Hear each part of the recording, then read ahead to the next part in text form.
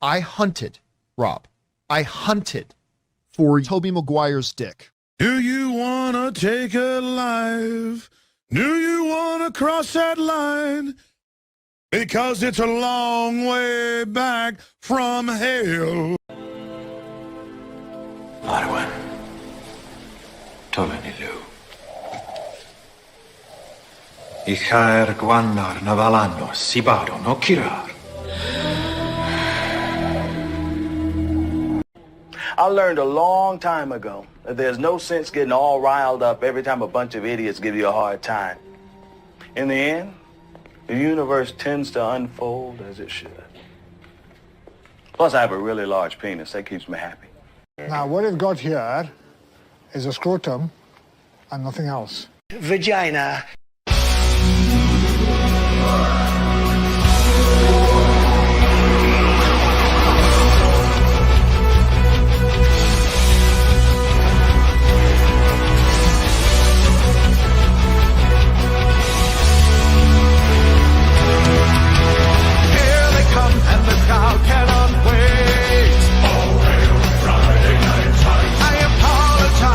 Probably late. Oh, Friday night time. Radical light and highly organized. It's Friday night times. Friday night times. If you're still not offended tonight. Oh, Friday night times. Rest assured that the chances are high.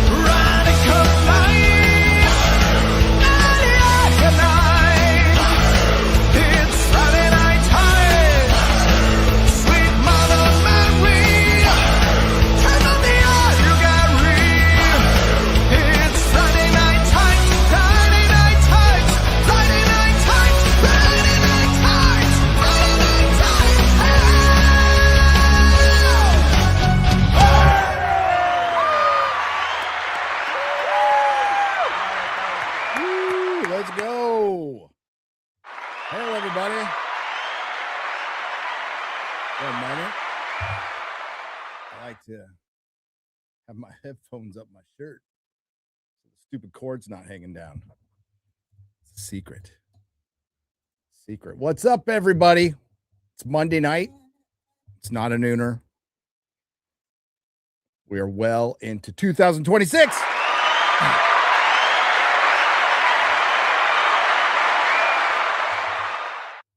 RIP Forbidden Frontier. We're going to try to make it up this week. I got to see how the co-hosts feel, but I want everybody to be there, and Garrett wouldn't be there because Garrett has been, along with me, currently working on a video for, God, how long has it been, Garrett? For like a week?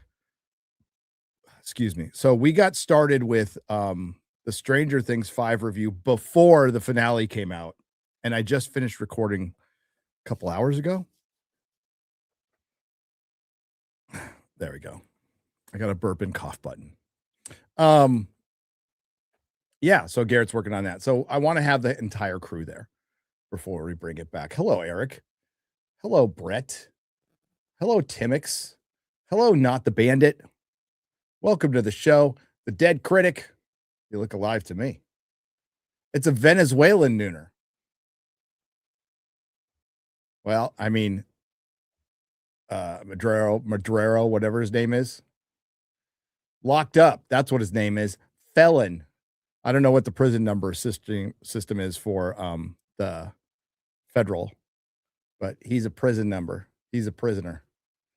Manco, Ginormous J. Glad it didn't say something else after that. Diego Salazar, Crunt. Not something that rhymes with Crunt. It was Crunt.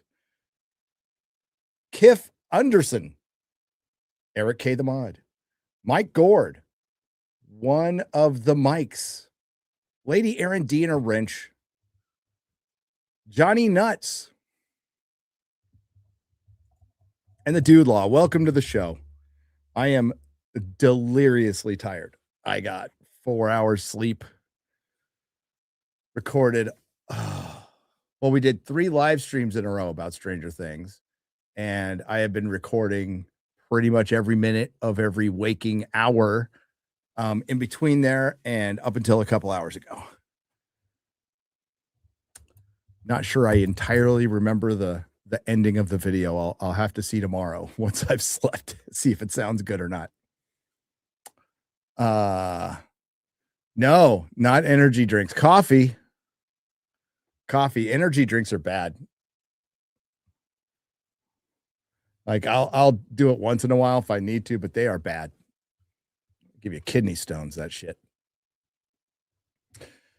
So yeah, we're gonna do a little squaring up, talk about, typical Nerdrotic at night. Hey, we got a Star Trek Academy trailer we can react to. That'll be fun, I'm sure. Yes, well, they are healthier than cocaine, chat. You are correct. You are correct there. Much healthier. Much healthier, but I am just pure coffee and water and bubbly water right now.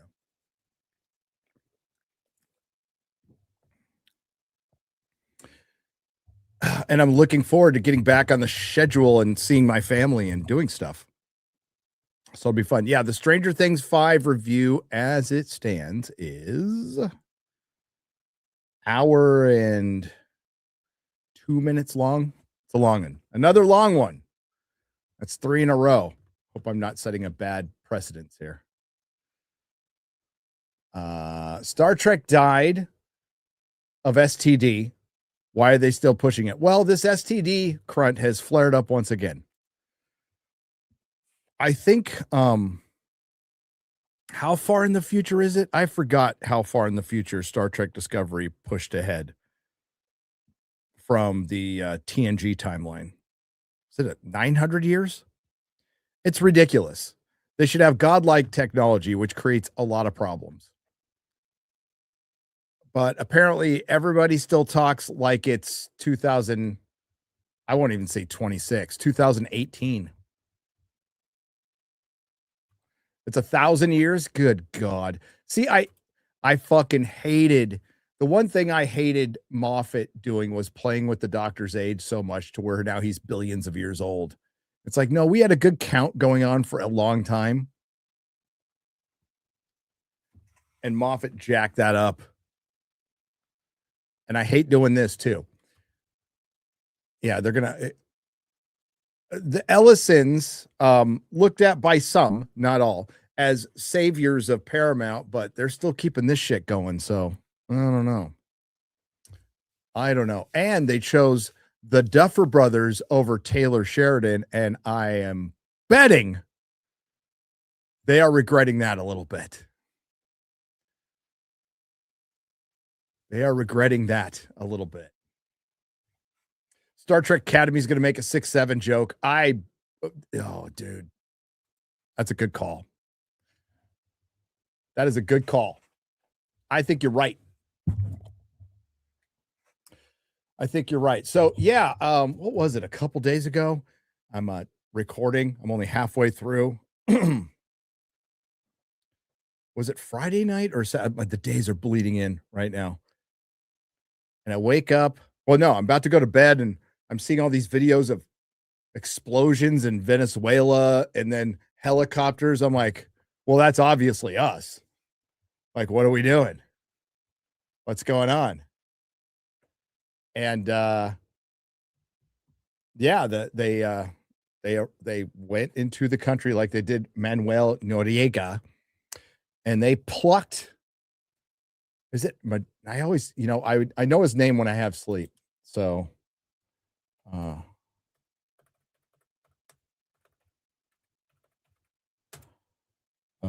I'll just put dictator, not president.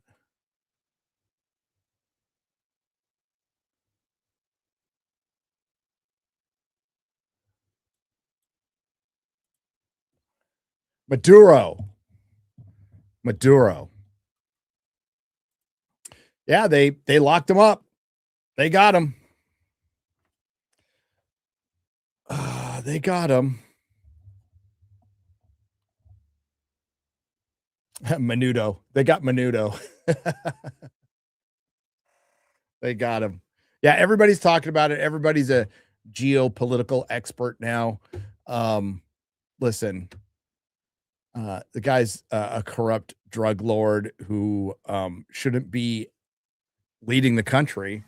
But he's a good friend of Jamie Foxx, and a lot of people in Hollywood like dictators, and it was a dictator a lot of people on the left wanted out a year ago, and now they want him back.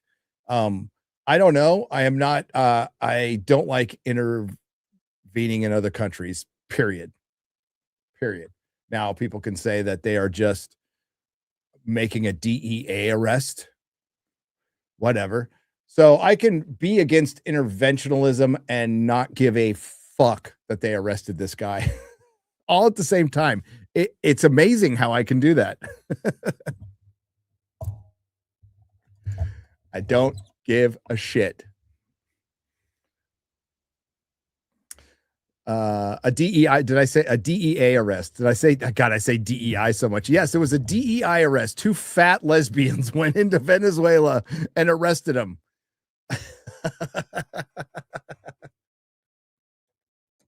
Black lesbians. Okay, sorry. I need to be more Pacific.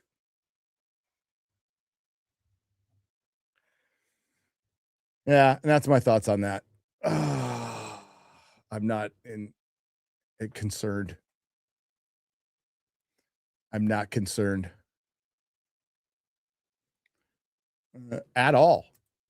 Amazingly, slept like a baby.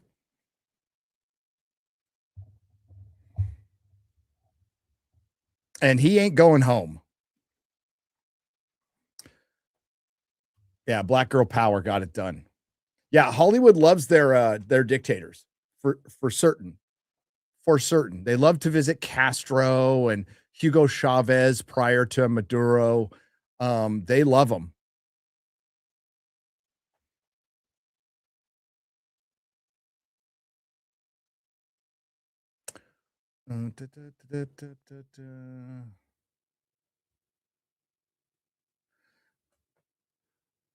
Let's go over here. I'm going to wait a little bit before we get to the Star Trek Academy trailer.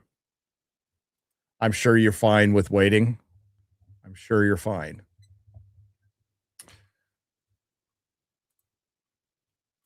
And oh my God.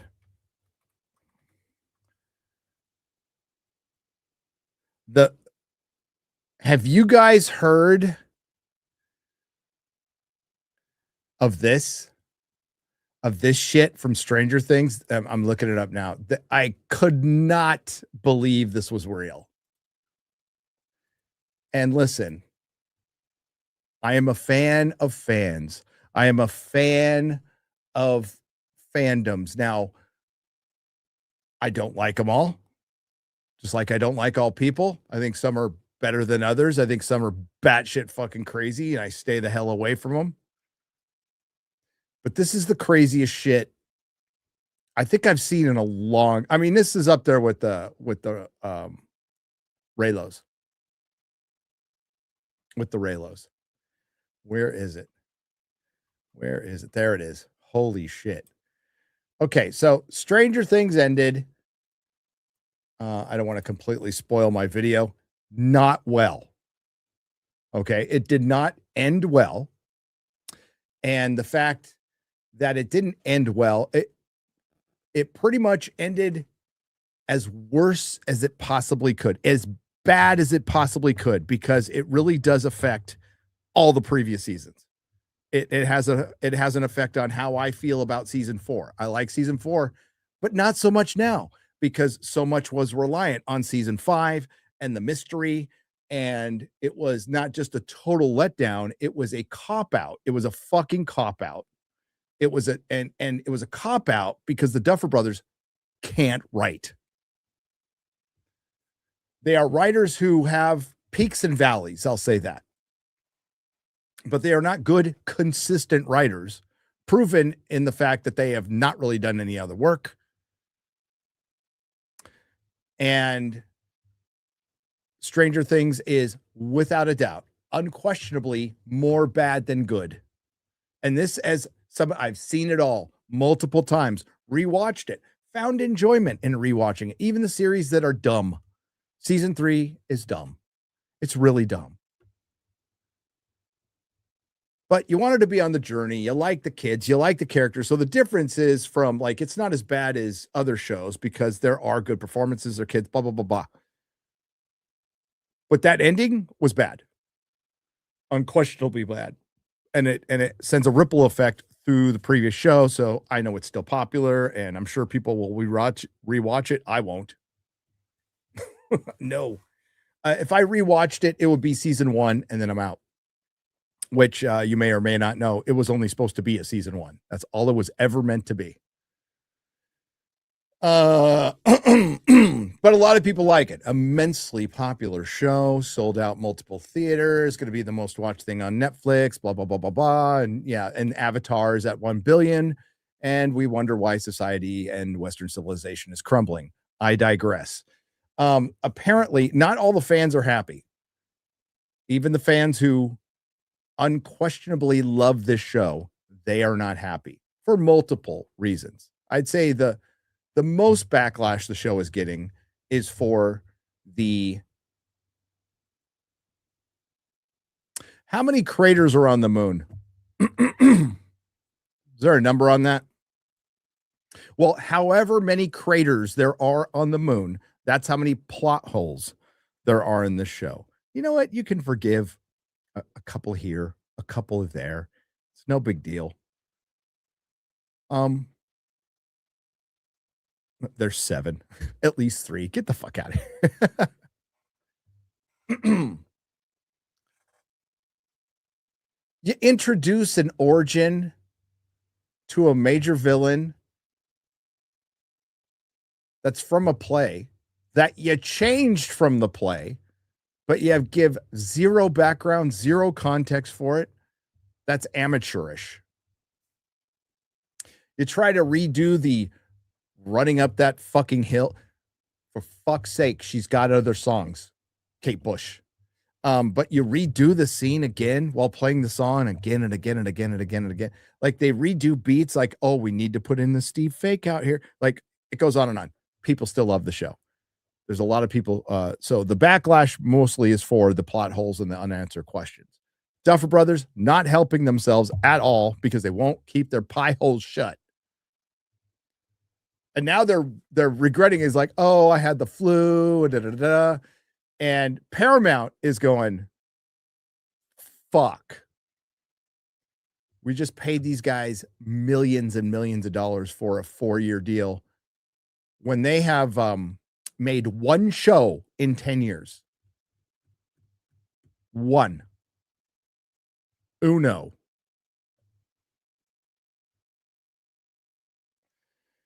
But there's this thing online. Okay, so there's the cope of hey, the show's not really. I saw Clay Travis go, I thought the ending was pretty good. Buddy, stick to sports. I like you. Stick to sports, stick to politics. And guess what? I won't talk. You hear me talking about Venezuela. I'm a fucking idiot on that shit. You don't want to hear me talking about that. But stick to sports and politics. You're really good on Fox News. I like Clay Travis a lot. His take on Stranger Things was not good. Not good. But there's another section of the fandom, not unlike Raylo's, but think a Raylo as a QAnon, and you will see the craziest fucking shit you've ever seen. because there's a thing called hashtag conformitygate. Let's listen to this very sane person here. Do it again.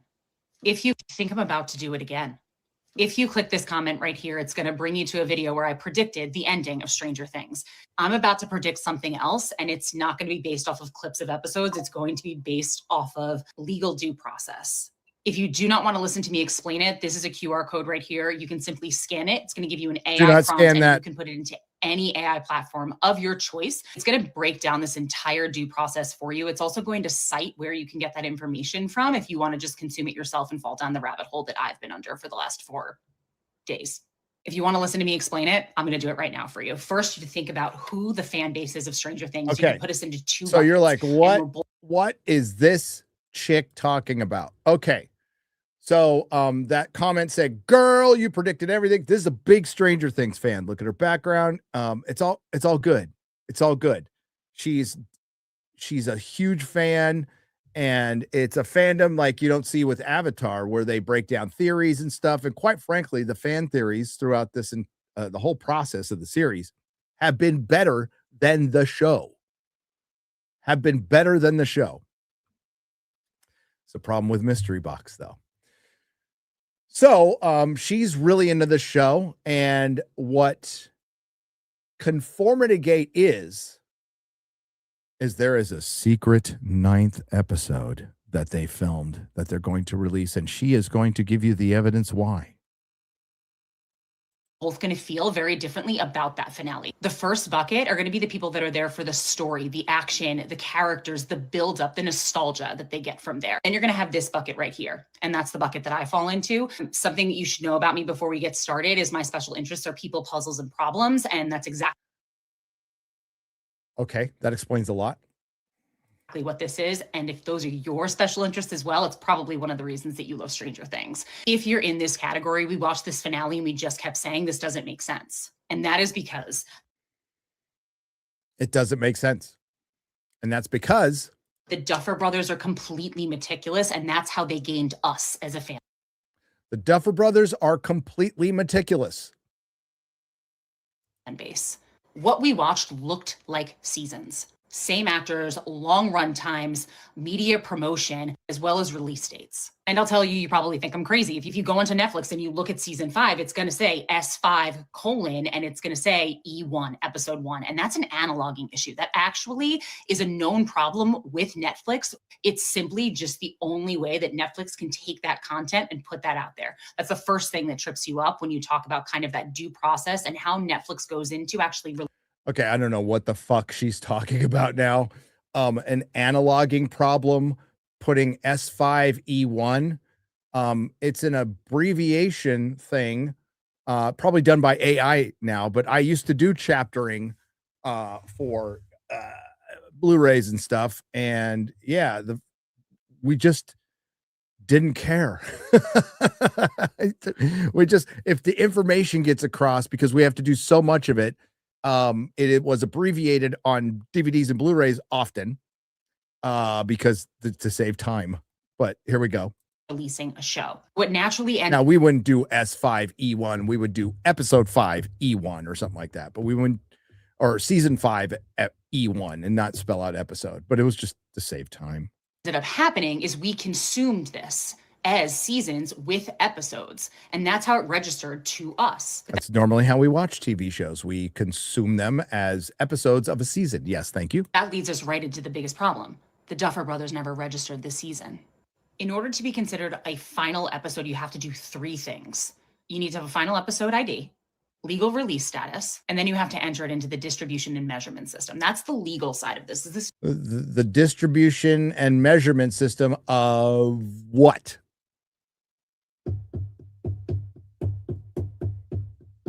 This is what you have to do in order to officially produce a show. All of those things together make it an official episode. And what we just watched is not registered that way. And don't you worry, I already checked. Seasons 1 through 4 were absolutely registered that way. So I'm sure, just like I was trying to figure out, what did we just watch? Since that footage is not released or registered the same way that we have with all of the other previous episodes that we've watched, it's basically a giant promo. And if you're looking for the legal terminology here, I wrote it down for you. So what was released was we actually had long form video content made from licensed material and promotional edits. You just watch the longest ad of your life. If you really want to be a hater and be like, oh, it's just a...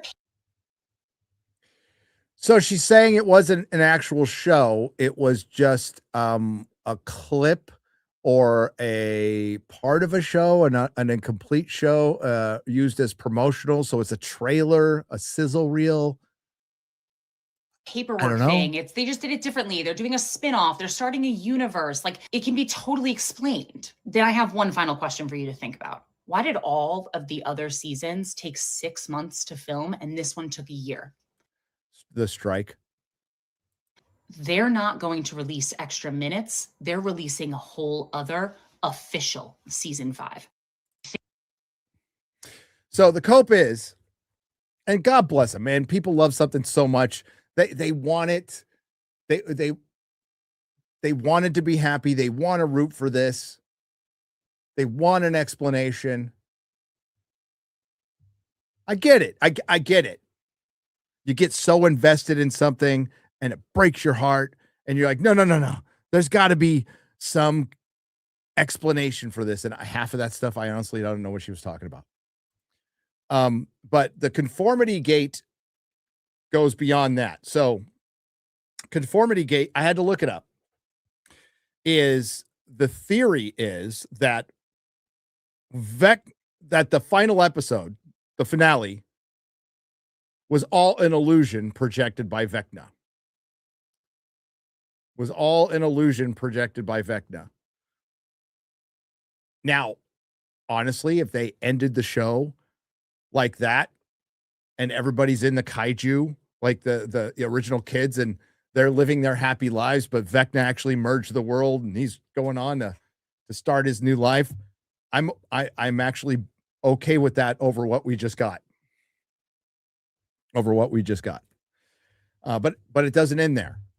So it's all an illusion. And there's not a whole season. She's taken it a little too far. There's another episode that they're going to secretly release. There's another episode, despite the Duffer Brothers saying they aren't going to do it. Multiple actors saying they're not going to do it. Would it be interesting if they actually did that? Okay, let's go into Fantasyland. Yeah, I think so. I think it would be interesting. But the Duffer Brothers aren't meticulous.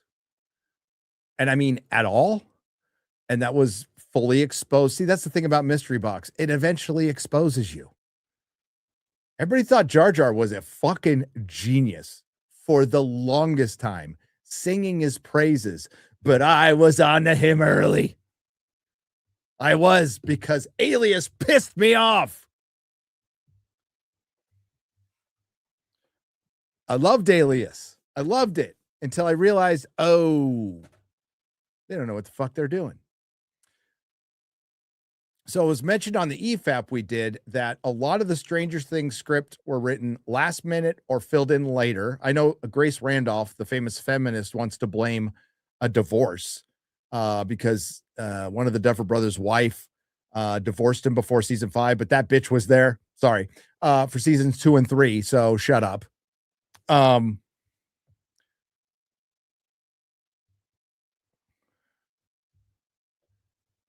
So they're not meticulous, and their house of cards fell down in their final season when they didn't sufficiently or satisfyingly answer even some of the questions. You didn't have to answer all of them. You don't. And no, I am not the kind of viewer who thinks that, well, there was a passing sentence in episode 3 that explains this giant thing in the show. It's like, no, that's actually not enough. It's actually not enough. There's certain things you need to show. Especially when in a show, what's inconsistent is a show that is so expository, but then you completely forget things, but you over-explain shit all the time, repetitively. So you can't say, well, they're being coy and subtle. How subtle was that coming out scene with Will? Pretty fucking subtle, huh?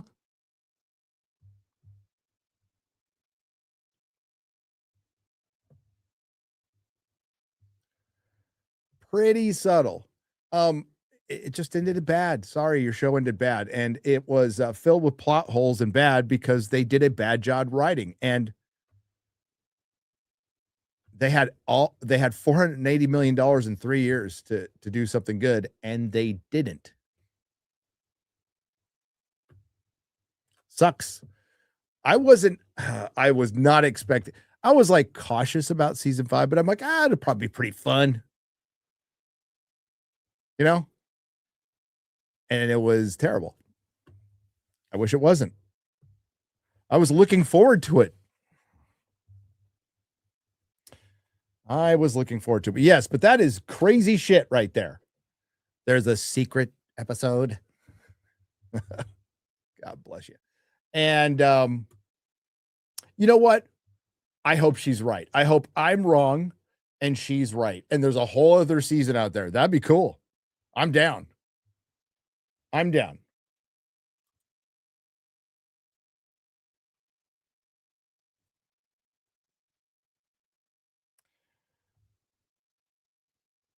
There's only one season of Stranger Things, in my opinion, now, because season 4 is kind of ruined. I like Eddie, but it's kind of ruined. I mean, guys, they forgot about the Demogorgons, the Demodogs, and the Demibats.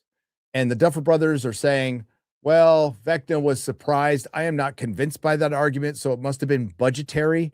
And if you watch that end scene where they're on the abyss, the effects are dog shit.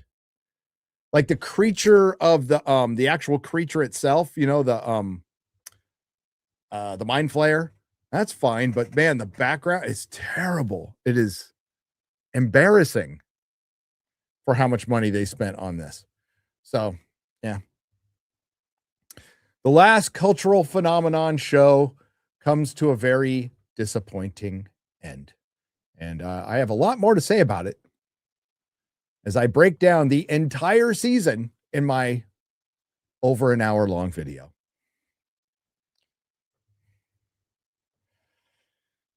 A lot more to say about it, but let's go to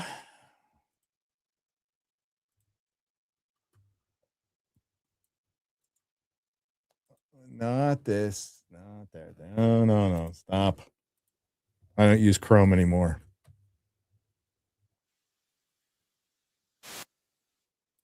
I wonder if it has something to do with like Alphabet might be losing Chrome or something. It's unusable. Absolutely unusable. I'm liking Brave. Mahler wannabe. Dude, Mahler laughs at my 1 hour video. He goes, peasant. That's a YouTube short.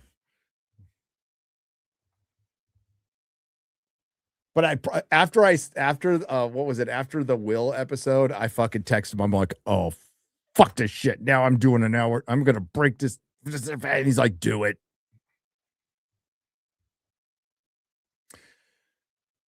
Matthew. Okay. So it starts. I have to do some Nerdrotic gaming, which I promised this week. So that'll be happening this week. And Stargate starts this week. It starts this week because I'm not doing a video for 10 days. Unless like Kathleen Kennedy gets fired by Gina Carano and Donald Trump, I'm not making a video for 10 days.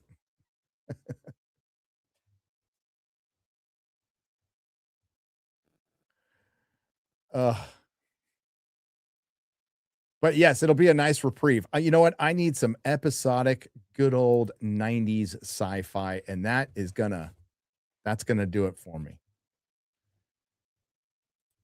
especially with the shite we're gonna have. The good news is, oh, I'm so excited about this. 13 days until Night of the Seven Kingdoms. Let's fucking go. Every episode we will be reviewing live on Nerdrotic Sunday night at about 8:45 Central. I am fired up. Actually, there's a lot of TV coming up. We'll be doing One Piece 2 and of course Star Trek, and yeah, it'll be a good palate cleanser. It'll be a good palate cleanser. All right. I'll read some soups, and then we'll get Star Trek Academy because I bet you guys can't wait. Love the shirt. Ghost Rider is the best. Also, Prisoner of Azkaban audiobook in a couple of days. That's right. Actually, I think it's in 10 days. And now it starts to get okay. Deception. I wish Ryan was here. I know Ryan and I are supposed to do a live stream. It's going to be delayed a little bit, but we're still going to do it. So Deceptive Joint says, love the shirt. Ghost Rider is the best. All right. Now, I'm going to take this down real quick. This is this is when covers used to be dynamic. Look, this is the best Ghost Rider logo, by the way. That thing is fucking dope. The Bronze Age was just rad for logos. Okay. Best Iron Man logo, best, the most supernatural superhero of them all. And now it's like comic books are either filled with massive dead spaces with some character where their legs aren't the same length and they just Photoshop some gradient sky or some bullshit, or it's uber busy art and you can't fucking see anything. It's one of the two. And honestly, I'd rather take the uber busy art over the janky bullshit but yeah, that's like these days are gone. Great cover though. So Prisoner of Azkaban comes out in a few days. I have been enjoying the full cast audiobooks quite a bit, but I'm gonna be real. Philosopher's Stone. I say Philosopher's Stone. And the Chamber of Secrets are not my favorite Harry Potter stories. They're the ones I read the least. And probably because those two books are like just straight up kids books, like kids books.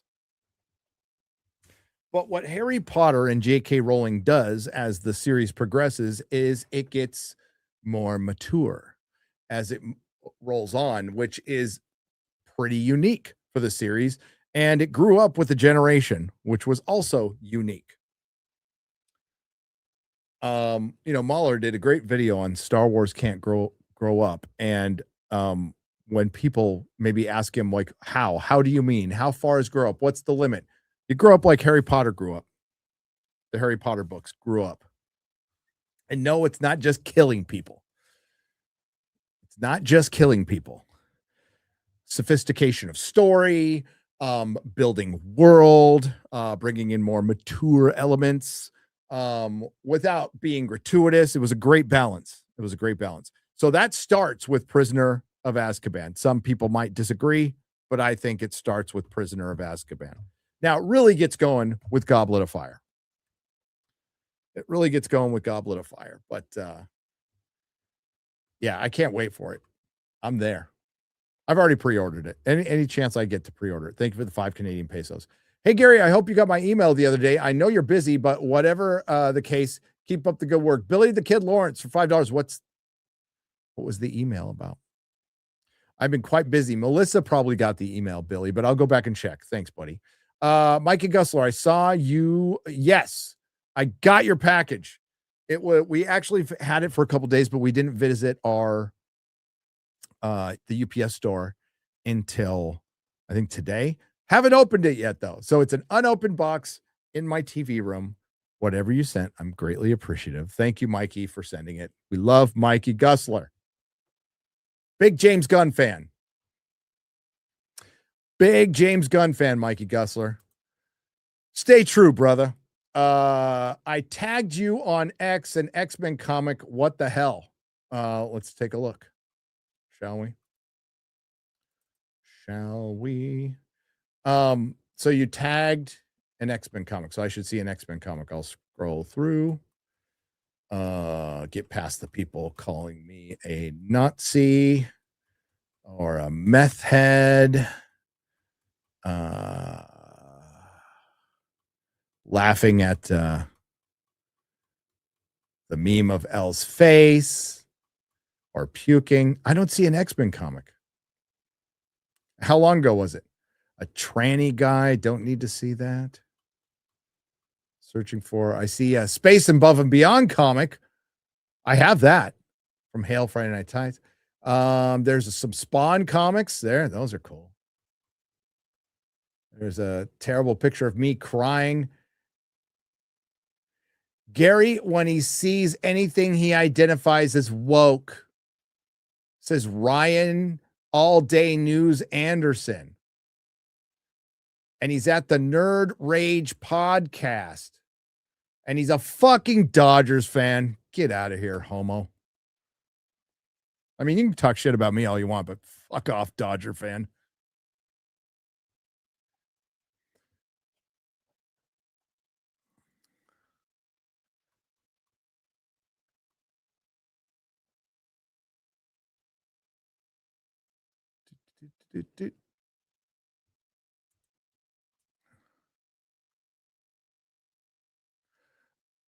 Where are your reviews of the other season, tourist?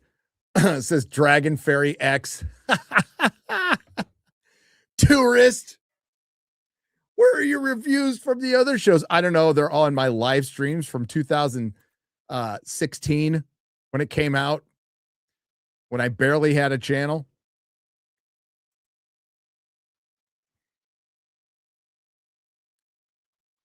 Oh, yeah. Sorry, I'm looking at memes. I should be sharing these. I'm looking for the comic. I don't find it. I can't find it. Tag it again real quick, like right now, if you can. And I'll keep a lookout for it, okay? What about Tampon Timmy? Oh, Nick Shirley fucking ended that dude.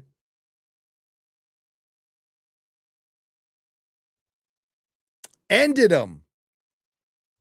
And it couldn't have. Okay, so Tampon Timmy is on, I don't know if it's SRIs. I'm going to guess SRIs. He's on some drugs. He is a little too euphoric.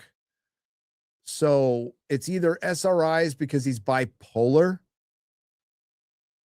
or he's just jacked up on Adderall, which, guys, you probably already know this, so I don't want to, I mean, you might be shocked, so sit down for this. But most streamers and politicians and broadcasters are on Adderall. It's very easy to get these days. Very, very easy to get. About, what was it, 10 or 12 years ago when the opioid epidemic was going on. Remember, some of you might remember if you're still alive. Remember how easy it was to get that shit? It was fucking easy. All these concierge doctors started popping up and they were just there to write scripts, right? I know because I used one. And it was fucking easy. It was easy. Well, same thing for Adderall. Problem with Adderall and everything else, it's a fucking drug. It's meth. And it stops working and you need to use more and more. And if you're of a certain age, that shit'll kill you. Kilt you dead. Pop your heart. I'm still looking for the X-Men comic.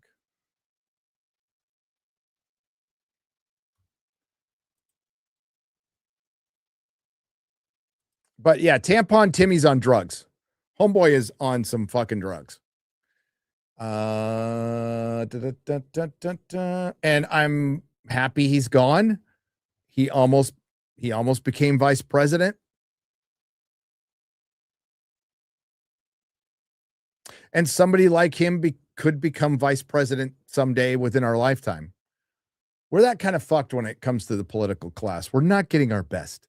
The best doesn't want to go there. We're not getting our best. Vegas meetup August 5th through 9th for Star Trek convention. I can't like commit to those dates, Mikey, but I would say, yeah. We're good. We're moving it again for the last time, by the way. Because we actually started it in August. Then we moved it to October, and then I was asked to move it, and I moved it. And then another meetup was too close. So I'm like, all right. So I'll go back to August. I'm fine with that, by the way. Yeah, it's hot in Vegas. So what? We're all inside. So we're moving it back to where it started, which is around the Star Trek convention. I don't want to do CinemaCon anyway, because, I mean, as bad as Star Trek is, it's the 60th anniversary, and we'll still see some cool stuff there if they let me in, which they might not. Just to let you know, they might not, because the last time I was at one, I was screaming at the guy who put it on, or one of the guys who put it on, because I was with the Popcast guys. No, I was with, was it Popcast? No, Salty Nerd. Matthew Kadish, lovely guy. And we got yelled at a couple of times for not having our mask on. And, you know, they paid for a booth and shit. And it's not like they were doing anything that wrong. So when I ran into the guy in the hallway later, after he came and yelled at us, I yelled at him. And you know what? I'm going to be real. A lot of it was frustration with COVID too. So I might have been a little harsh. I might have been a little harsh. But yeah, August, Mikey. Let's effing go. So that way it spreads it out from MegaCon enough to where people can possibly go to both. I know that's economy shit right now, and both, you know, Vegas used to be kind of a cheaper place to go. It's not so much anymore. And yeah, you know, it's just not. But and I know Orlando is expensive as fuck, because I just got a hotel there. So yeah, so it gives you a chance to go to one or the other, or spreads them out so you can go to both. Either one is fine. MegaCon's gonna be fun. Maybe this year I'll ride Hagrid. What do you think, guys and gals? Hey, Gary, in your opinion, when did comics peak in terms of sales quality of stories? Do you think it's possible to get closer to that level one day? Jay Larson, those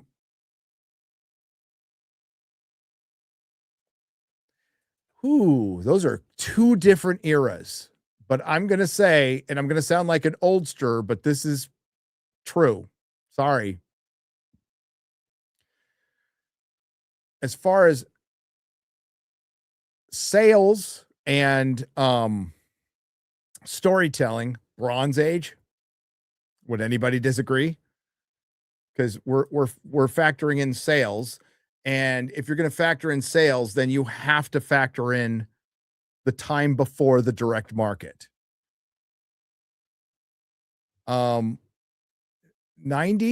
lots of there's lots of big numbers from the 90s, the Dude Law. Lots of big numbers, and I agree with you, man. Million comic books sold and blah, blah, blah, blah. They used to regularly sell millions of comics. All titles. Regularly. All the fucking time. So if you want to just go pure sales, it was the golden age. But 90s were really great and fun, and the sales were really good. And for the most part, particularly in the early part, the storytelling was really good too. And there was an artistic revolution, which they usually go through every decade or so, which they haven't for a couple of decades now. And that's when comic artists and writers started becoming kind of their mini rock stars, like Z-list rock stars who were uber popular within like a convention or or to collectors, and nobody would recognize them on the street, and largely led to some pretty inflated egos that really fuck the industry down the line. But and it also led to all the Hollywood bullshit and all that stuff. And it really, you started getting people wanting to use comics to get somewhere else instead of just loving comic books. So that all started in the 90s. Rob Liefeld was on a jeans ad, and that was huge. That was fucking huge. Like, those were back in the days where if anybody, just put a comic in a movie, we'd talk about it. Like, oh, did you see the comics in Gremlins back in the 80s? It was so rare. But I'd have to say Bronze Age. I'd have to say 70s, 80s before direct market hit and really fucked with the sales. Because comics sold in the hundreds and hundreds and hundreds of thousands and millions in some cases. Now, and they didn't need to do something like kill Superman. But people can disagree with that. But as far as sales, storytelling, and innovation within story, how many new iconic characters has Marvel come up with since 1980? Not many. Not many. But it's a good question, and we will have different answers on that one. I would say like you can separate that and go like, what was their storytelling peak? I can argue that the early 2000s was pretty fucking awesome as far as stories. Their sales didn't match what the Bronze Age did, but storytelling was really good. And then it got really bad. When did comics peak? Ooh.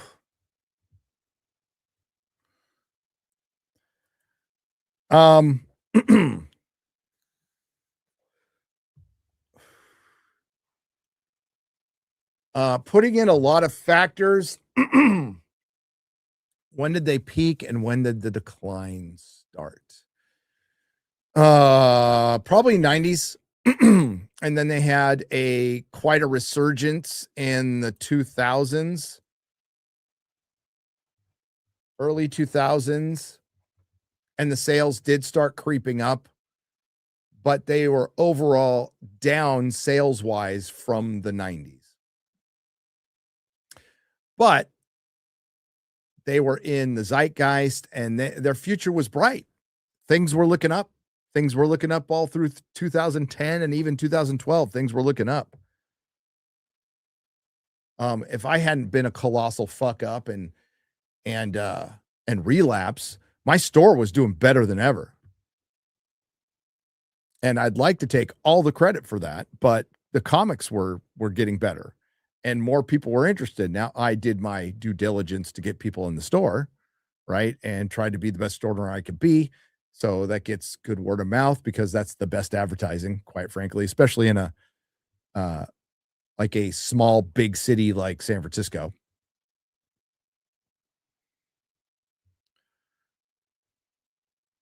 But they will never, ever, ever, ever get back to what they were, ever.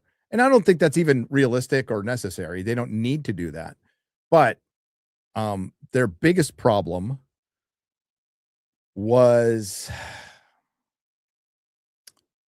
it death by 1,000 paper cuts and then one giant grievous wound, which I'm sure you've heard for other industries, getting woke. But it was on a decline anyway. And they lost a couple generations, they lost to gaming badly. And now they're losing to, and I know manga is leveled out in sales, but it's not even close. Most of you adults out there, you probably have kids who know who One Piece is, know One Piece, know who Luffy is. Like, yeah, manga stole a generation. gaming stole another generation.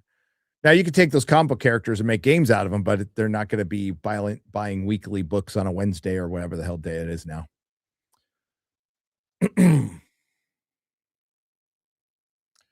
But it's still my favorite medium, always will be. And I haven't read every comic, and I will die not having read every comic, and that's fine. Yuzi, I'm just going to say Yuzi for 20 says, real story. I know a comedic writer for Netflix. He told me that he once wrote a scene where kids fight over a birthday cake and eventually falls on the floor. Netflix set it back and said, we don't want to encourage overeating.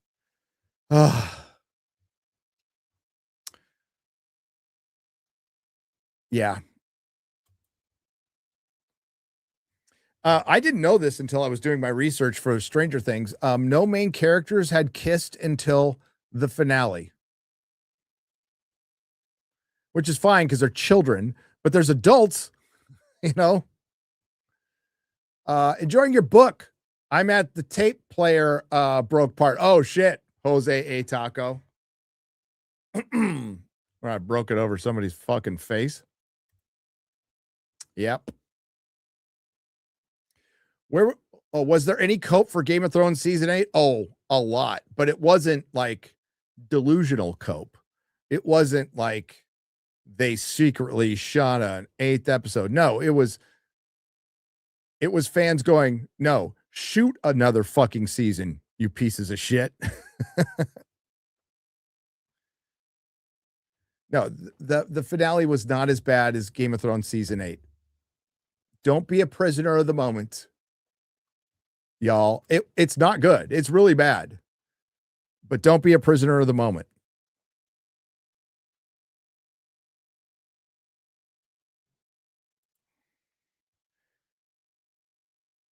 Gary, what did you think of SG1? I'll circle back like Jen Psaki. Yep, hail, says Jackson Cagle. What's up with you? ARG, another name for 1999. It's worth noting the golf. A duffer is in golf. A duffer is a mediocre, unskilled, or clumsy player who isn't very good at the game. Well, that would be me. Often characterized by missed shots. Yep. High scores. Check. And inconsistent play. Double check. Seems right. Yeah, ask Ryan how good my golf game is. Now, I was rusty. I used to play every weekend. I used to play 2 to 3 times a week back in the 90s. So I was much better in the 90s. I would have frustrated Ryan less in the 90s, but my golf partner died, my dad, so I haven't done it much since he passed away. Stargate is a nice reprieve after Stranger Things. I read that earlier, and I agree. And I haven't even watched it yet. I normally enjoy your reviews, but I feel your retrospective on The Force Awakens says things that clearly didn't happen historically. Disappointing. Which one? Brendan Lucas for £5 Which one? And I'll tell you, you might be right. Let me know. I'll wait. I will wait.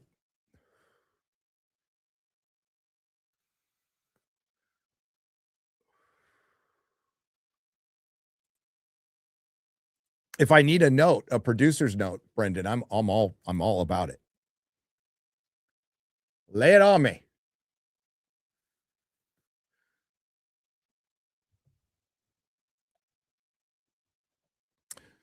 But thanks for normally liking my reviews. I'll keep an eye on the chat and wait for your response.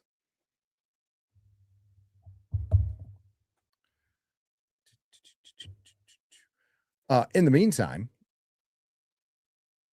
I know I'm not in the majority. This is right 2229 for 20. Thank you very much. I appreciate it. I know I'm not in the majority, but how many people do you think are out there that have given up on most new media? The other day, my kids and I enjoyed watching the 1960s Godzilla movies. Oh, those are sweet. Older media is just better. It is. And I think, it's very anecdotal, but I think more people are Hollywood is competing against itself right now. And that's another big problem that they have is we now have access to their entire catalog and we can go, do we want to try this new series or shit, I'll watch Stargate, SG-1. And they're up against that.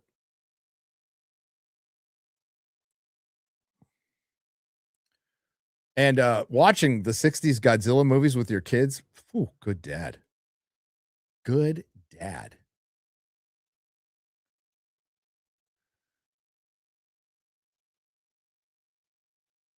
Oh, fuck no. No. No. No. Fuck no. No. No way.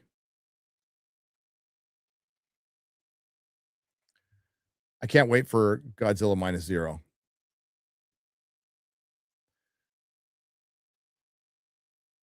I cannot wait for it.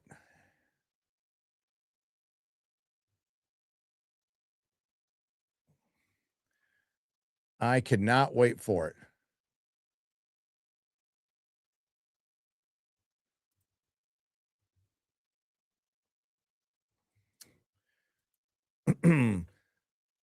Thanks for watching shit I don't have to for the last 10 years. Google has sucked for a long time. Yes, it has. Crispy Mofo for $10. Thank you very much.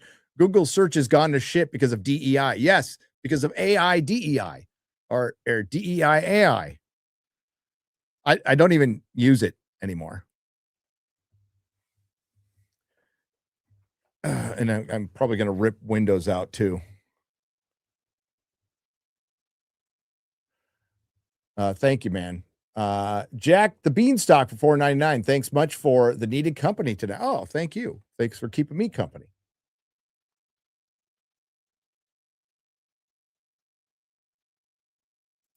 Gary Stand, I'm gonna send you a link. Where? But thank you. Thank you for the $5. Editor MG. I can read. Can I open it on Real BBC tomorrow? Yeah, sure. No problem, man. Consider it done. Mexi Rage says, Gary, after watching Landman, I need physical therapy. Also, watching the 1994 Christmas Carol is my 1984 Christmas Carol is my favorite, along with the Muppets one. Hail. The George C. Scott one is magnificent. I like a lot of the versions. I kind of am partial to the older, 30s or 50s. I can't remember. The British one, it's really good because that's the one I watched a bunch as a kid.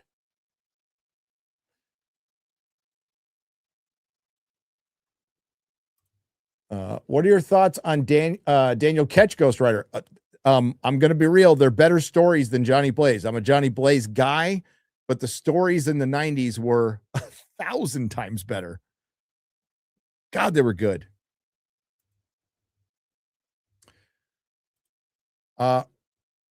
Revenge of the Sith and Lord of the Rings soundtracks are on vinyl. Did you get them? Revenge sounds amazing. Need to get all 3 of the Lord of the Rings one. I not only Benny Lemon, I have the extended huge versions that are multiple. I think it's six vinyl, colored vinyl. I think they're worth like $600 to $800 now. At least the first one is, but I nabbed those the minute they came out. Yes, I have the complete soundtracks. It's great. Hail the Fellowship, says Big PD 81. Thank you. And Ministry of Wrong Things says, you seen the Stranger Things conformity gate? I just talked about it. Bullshit. Yeah. Fans cope themselves into desperately looking into plot holes in season 5 to prove that there's a secret episode. The show was lost to a 2.0 all along. It was. And that's the problem. Disbrews talked about this. I've talked about this. This is your problem with Mystery Box. And this is your problem. And this is a problem specifically with prestige genre series on streaming services, because they're all fucking Mystery Box now. And that Mystery Box is usually, more often than not, empty. I'm looking at you, Pluribus and Severance. We'll see in 20 years when they're done. But they really desperately need to get back to episodic. Now, it's a cope, but most finales of most shows are disappointing. They just are. Seinfeld, terrible. X-Files, their first one, not good. but it does not ruin my enjoyment of the show because the entire show wasn't hinged on a story that ended with that finale, right? So I can watch the X-Files.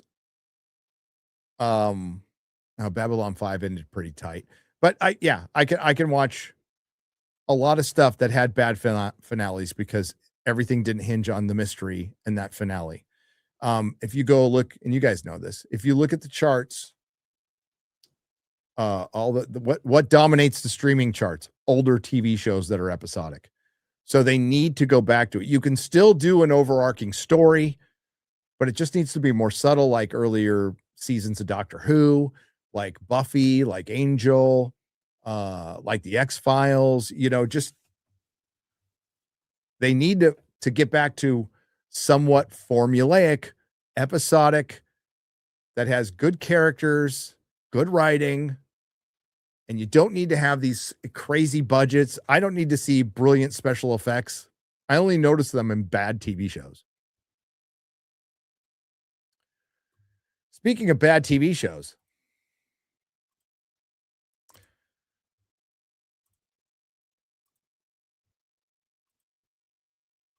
let's take a look at what is going to be, and I've watched all of Star Trek Discovery. I have watched all of Picard. I have watched all of Strange New Worlds. I have watched most of Lower Decks. I will not watch the rest. I haven't watched a second of Prodigy because I don't give a shit. I watched Section 31, and I've seen every Star Trek short, and I have zero doubts this will be the worst Kurtzman Trek right here. And that's saying something. That is saying something.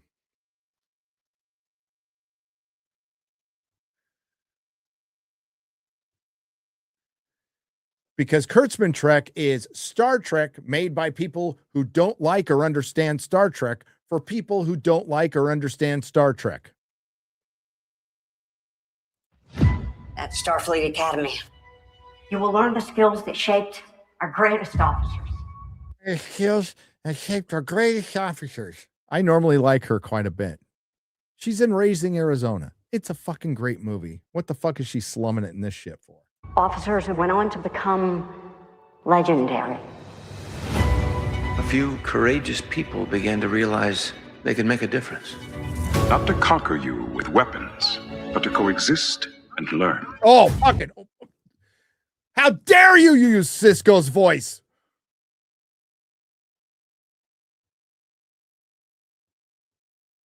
The needs of the many outweigh the needs of the few. Oh, fuck off. Risk is our business. That's what the Starship is all about. The true test of a warrior is not without. Jesus Christ. I was not ready for them. Why am I surprised? They're using William Shatner's voice, the guy that Kurtzman hates. Kurtzman fucking hates him. Has left him out of promotional stuff where he obviously should have fucking been there.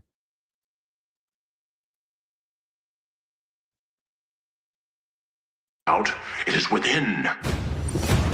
It is within. The true test of a warrior is not without. It is within. Yeah, what's within that Klingon warrior? I don't want to know. In life, we can only look forward. We have to be torchbearers. Saccharine fucking bullshit that we always get from it's meaningless phrases that sound prolific, but they're empty, hollow. We have to look forward for duty and service and for mankind. Because one of the biggest criticisms of Kurtzman Trek is it was nihilistic, and then it went soap opera. Platoon has the best description. This is Star Trek for theater kids. We have no idea of the dangers we're going to face. But Paul Giamatti, what are you fucking doing, bro? I hope this paycheck was huge. I hope it was big as Michelle Yeoh's. Here to remind you of the power of possibility. The past is written, but the future is left for us to write. Whatever challenges came before today, Like And they're mixing her voice in with fucking Cisco and Picard and Worf. How dare you show his face? How dare you? into this moment. And now you decide if they define you. So profound. What has that got to do with being in Starfleet?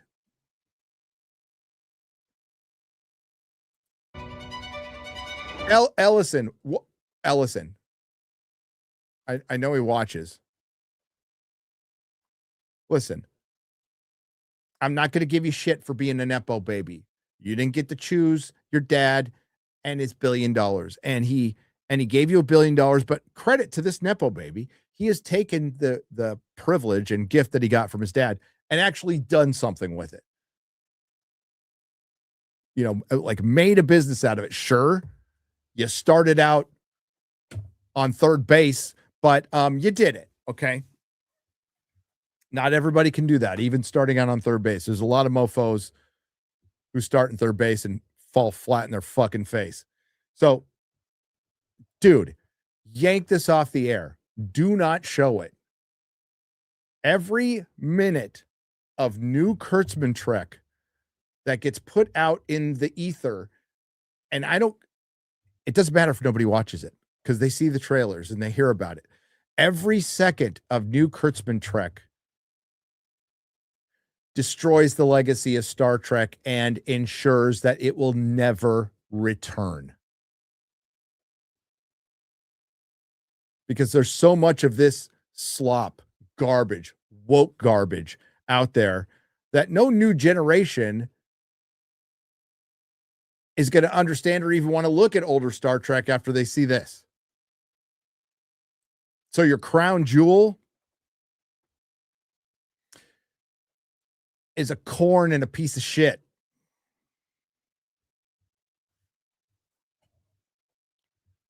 And Star Trek had so much potential, and some fucking retard gave it to another gay retard, Alex Kurtzman,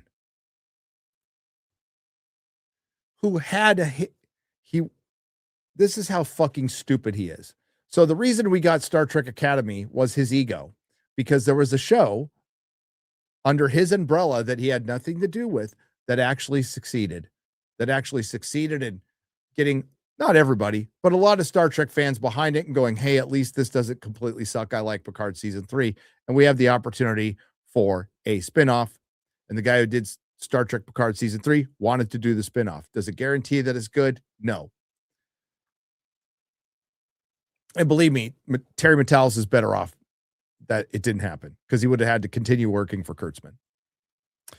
But the fans wanted that and did not want this. And they chose this because this was Kurtzman's baby. And he doesn't care because his shtick, his grift, because he didn't know anything about Star Trek, was, and the reason they liked him at CBS is he could get TV shows done. He's a very compliant guy. So as long as he was producing content, they don't care. But now Ellison paid all this money to get Paramount, lets Taylor Sheridan go, who was basically the entire fucking network, which I can't believe that happened. Paid the Duffer Brothers millions and millions, and lets this shit come out still. So it doesn't matter who buys Warner Brothers. It really doesn't matter. I think I saw a script doctor saying it's worse if Paramount buys it than Netflix. I disagree. But we can agree that both will be really fucking bad. Because Warner Brothers, even as it stands right now, is a superior studio to Paramount. Warner Brothers has better IP than Netflix.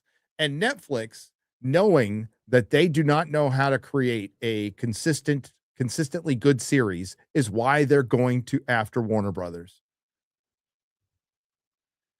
But that's embarrassing. Holy shit. And we will be covering it. Star Trek Academy, ladies and gentlemen. Star Trek Academy.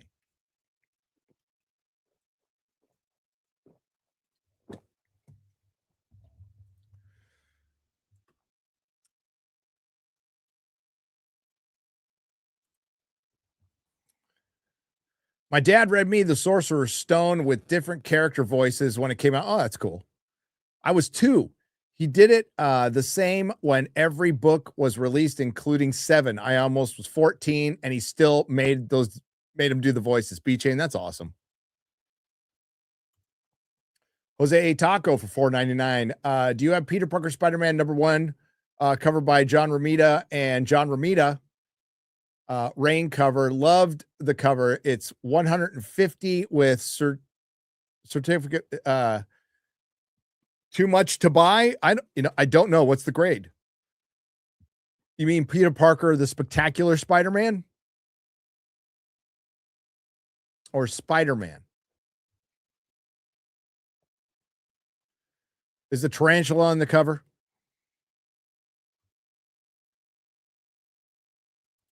Because that might be all right. What are your expectations for Starfleet Academy? That it will make the top 5 Hollywood disasters of 2026. That's my expectation. Thank you, Horatio. Thank you for the $2. Nate Scott for 20 says, Gary, getting back into the groove of work after Christmas break shutdown. Thanks for the hours of company and entertainment that you and the crew bring. Here's to a new year. Here's to you. Yeah, getting back. Well, I never got out of the groove. I worked completely through Christmas and New Year's. Base Gary. Thank you. Appreciate you. Gary just saw the Marvels. Why?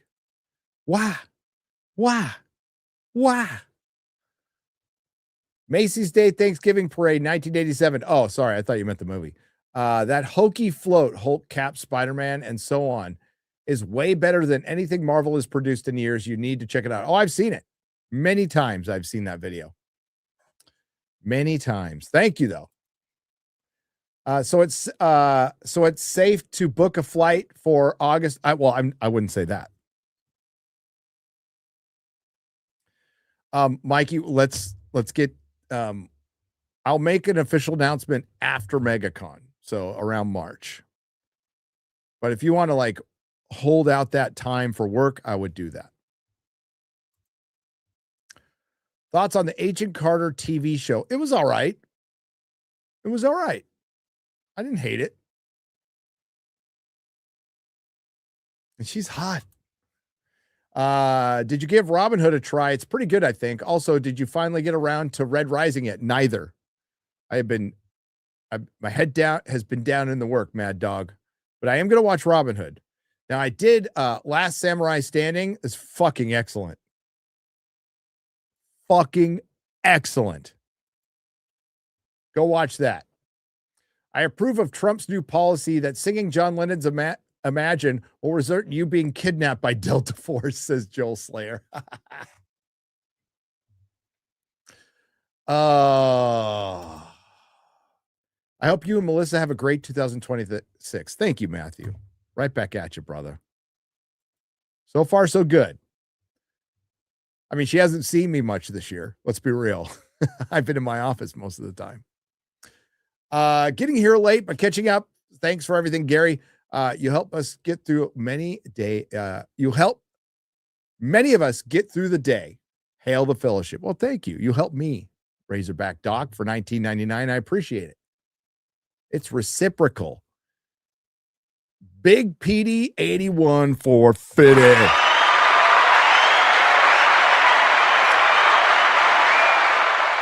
Hey, Gary, you're going to talk about that Trash Trek Academy. I'm building the Lego Enterprise now, which is awesome. And watching TNG. Oh, God. Do you know how badly I wanted to stop? I was talking to Garrett. And I just we started talking about Star Trek. And I'm like, I just want to stop and watch Star Trek. That's all I want to do. And a true Star Trek show. You all rock. Let's go, Forbidden Frontier. Keep on trucking. Yeah, I'm sorry. But we'll get that going. I just want the crew back together again. still think Alien Earth did most brand damage last year, especially after people liked Romulus. I didn't. I don't know how Alien recovers. Woogie Boo, I'm not going to argue with you at all. As far as like brand, that's a good category. What did the most damage to its own brand in 2025? Ha. I got a salty pick for you because Alien Earth did for sure. But Alien Earth, like, just was worse than Romulus. But if you ask me, what property did the most damage to its own brand? No. Yeah, it's not. Marvel did the worst. To be fair, Marvel did the worst. I don't think Superman did itself any favors, though. I'd put Superman as a 1B solely for James Gunn. Solely for James Gunn. But you're telling me like what came out last year was Superman and Peacemaker season 2.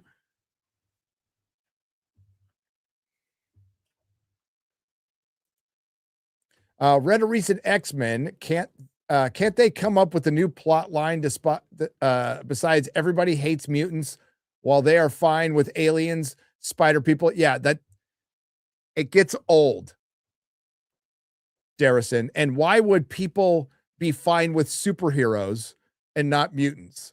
It's like, oh, I'm totally fine with the guy who could climb walls because he acquired his powers. It's fuck those guys who were born with them. It's like, it doesn't make a lot of fucking sense. And the X-Men used to do other shit. The part of it is they still help the help the people who hate and fear them. And now it's just like Magneto was right. And it's the attitude of the creator, right? It's the attitude of the creator. And I think the X-Men has become the providence of the SJW and the alphabet community, and that's why it has suffered. And Rob Liefeld said it best. They had their time. They had their era. And how's this for a hot take? The X-Men are dated.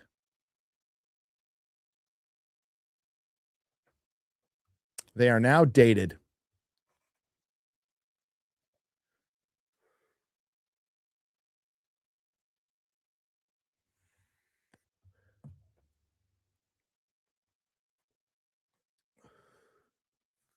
They are. They're stuck in the, hated and fear mode, which is basically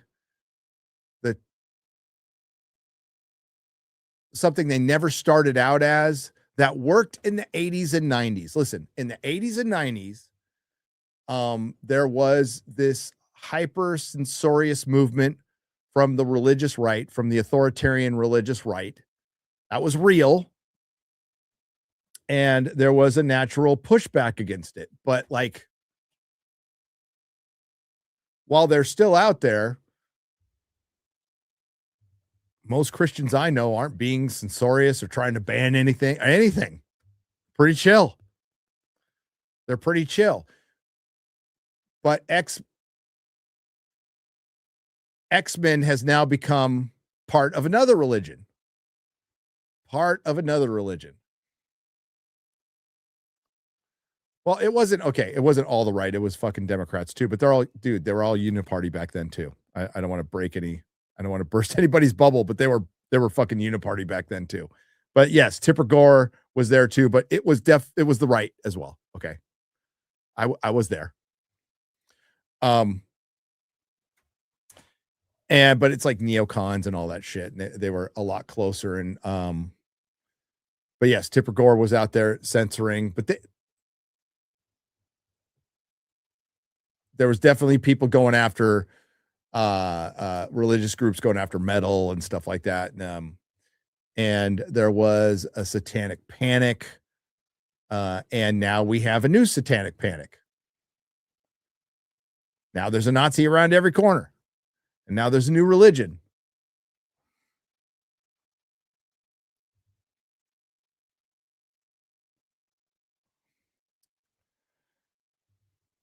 And there's a new religion. And like I said, nowadays, most Christians I see aren't censorious. They're like, whatever, you know.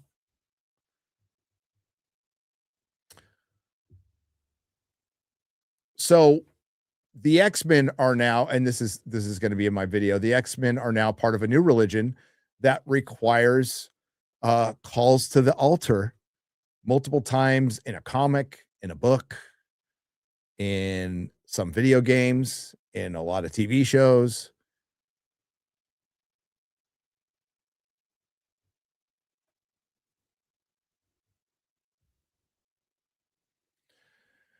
Yeah, as far as but I've never been like the biggest X-Men fan.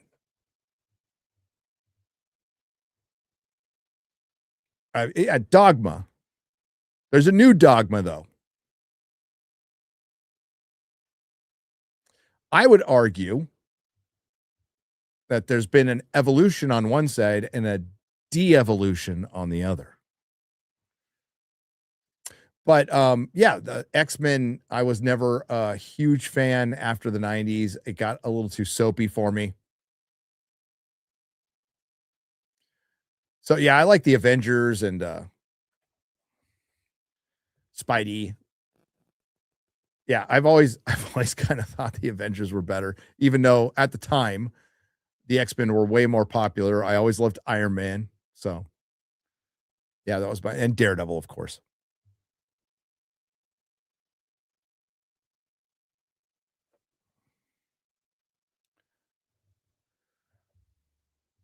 AVX was a fun idea. I hated how it went down and ended, but I think it was a good concept. But you could say that about a lot of crossovers. Conceptually, Secret Invasion was rad, but as my son pointed out to me the other day, it was done better in the Earth's Mightiest Heroes cartoon than it was in the comics. Daredevil, one of the most consistently good comic books to ever exist. We can forget about the Mark Waid run, but quite good for a long time. But the same can be said about Batman, too. I do have X-Men toys. Because I do like Cyclops. And I have another Cyclops right there. But a lot of these figures right here, those are for my store. I have Juggernaut.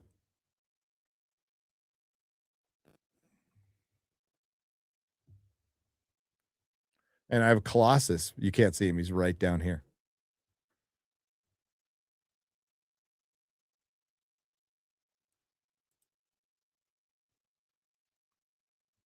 I like the figures. Who's my favorite superhero?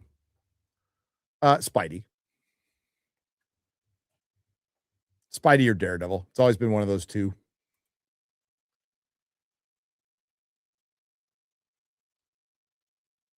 Hate what they did to him in the comics. Good Lord, Gary.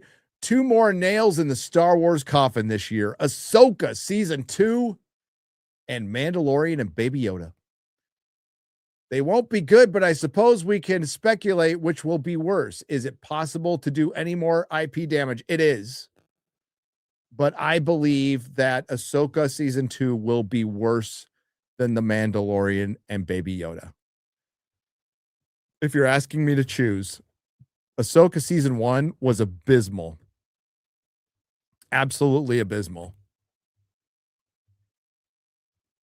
And what are the worst Disney Plus Star Wars series aside from The Acolyte? You got to move The Acolyte away because I would say it's Obi-Wan and Ahsoka.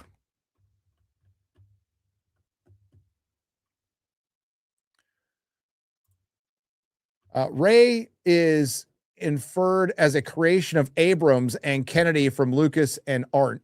Harrison wanted to die. Rey could be argued as a mystery box, nothing more. Okay, so that's a response to things I factually got wrong. Did I say that Rey was not a creation of Abrams and Kennedy? There's no place in that video where I say where Rey, who conceived the character of Rey, because I don't care. It doesn't matter who created her. And I did mention in my video, if you paid attention, that Harrison Ford wanted him to die. There's specifically a point in my video where I said, and I don't care if Harrison Ford wanted Han Solo to die. And the last thing you want to, and especially, I don't care. You shouldn't listen. No, what did I say? You shouldn't listen to an actor who wakes and bakes. So I did mention it.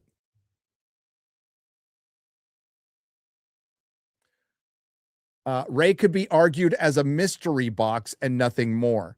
There's a point where mystery box becomes hollow shell, and that's in the completion of the series. She is nothing. She has no character progression. But if you're arguing that she wasn't a Mary Sue, she was a Mary Sue. She's every aspect of the Mary Sue. Go look at what the top 5 aspects of a Mary Sue are, and she hits every one, not just a little bit, perfectly.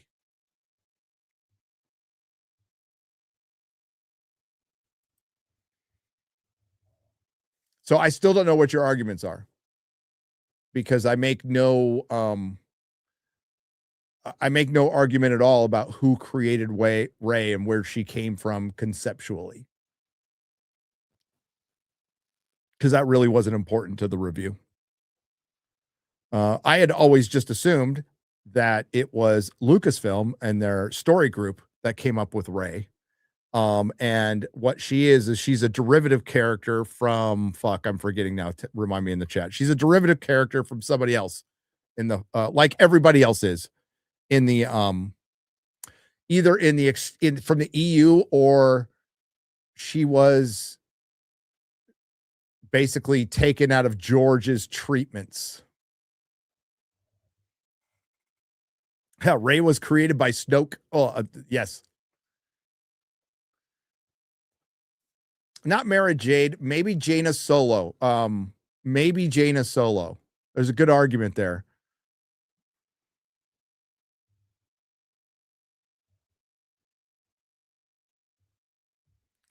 But her creation has no impact on the like the origins of her creation have no impact on how the film turned out at all. But I'm always listening. Thank you for the 5 British pounds. I appreciate you. Hail, chat, and Gary. Obligatory plug to have Epic Mike on FNT permanently. He's great on the panel and has memes. Taxes to grift off and hashtag keep meek. Says SCD615. Well, he's definitely in like a rotation. He's earned his way on it because he's black. No, I'm just kidding, because he's good. He's good. He I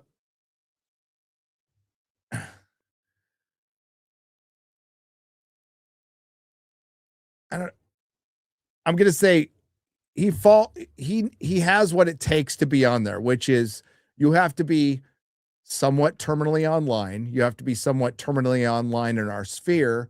You have to watch a lot of shit. You have to know your shit. And you have to be up to date on your shit. And he covers all of that. That's 5'2" player. I know you watch Stargate in order, but I really feel Stargate Atlantis is better fit for you trying to watch the first 2 episodes of Atlantis. I'm going to do stuff in order, though, Sledge. I'll be fine. I mean, I'm not going to get turned off by 90s TV. I grew up watching it. Well, I was in my 20s in the 90s. So, yeah, I have no aversion to it. Thank you, though.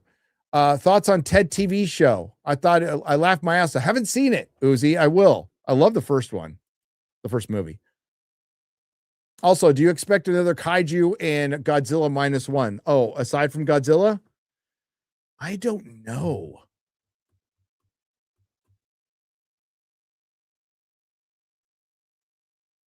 I'm going to say no.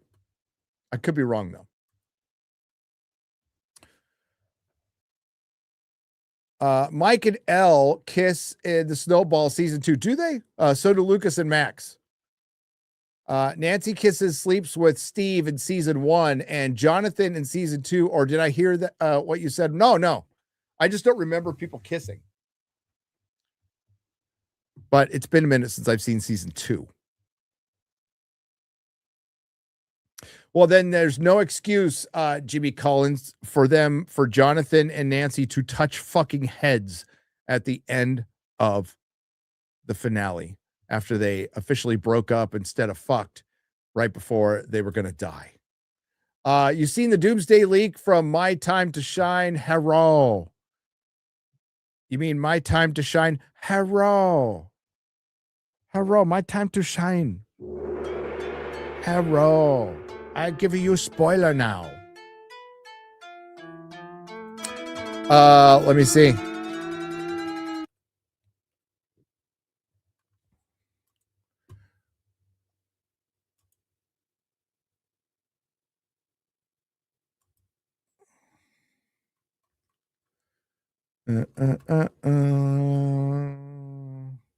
Is it the Dr. Doom leak? I do not see it. I do not see it. Oh, okay. Oh, he was tricked by AI, he says. He was tricked by AI. He says, so sorry. But the Doomsday one should be out the Dr. Doom one, sorry, should be out very soon. What show ended well and didn't overstay its welcome, says Matthew Hammond. Angel. The Buffy finale wasn't fantastic, but I think it ended where it needed to be and ended well enough. I would argue Battlestar Galactica ended well. Some may not. I would also argue, okay, Better Call Saul, Breaking Bad, Star Trek: The Next Generation. Trying to think of stuff like we could say Firefly, but it didn't end well. It was supposed to go longer, but it was great.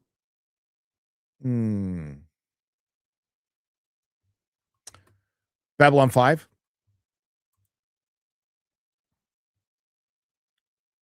Rushed, but Farscape still ended well. Still love that show. Sopranos. Yep. Have no problem with that ending at all. DS9. DS9. Yes.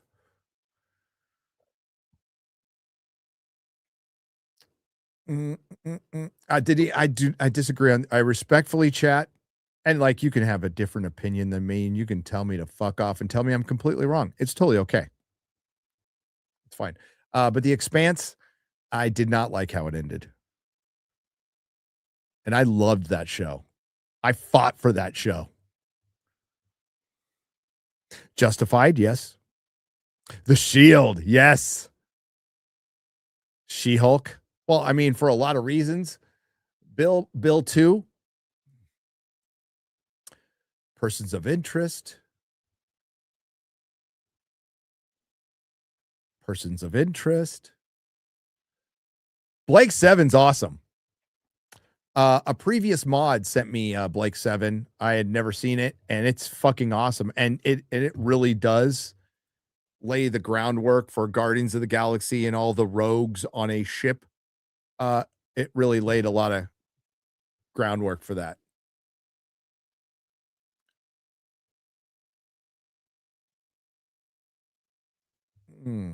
But a lot of shows just end meh.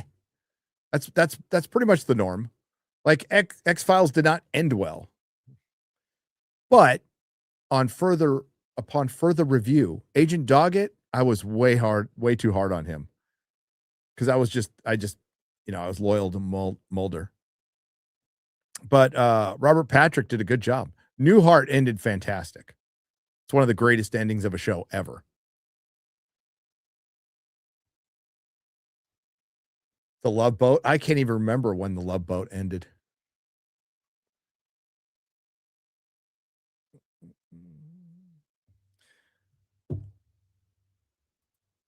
The Cosby Show.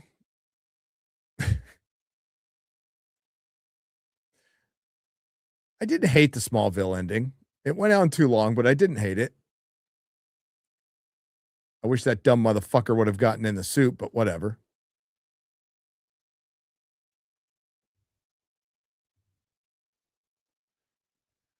Cheers. Silver Spoons. Oh God, I watched it and I don't remember. Good question, though. The Mulder sister mystery stains X-Files for me. It does, because it's so inconsistent. And then their kid. Remember, they came out with a season in 2016 and I believe 18 or 19, and I covered both of them. And the seasons are pretty terrible, except each season has, which is so weird. They're not good seasons, but they both contain all-time great X-Files episodes.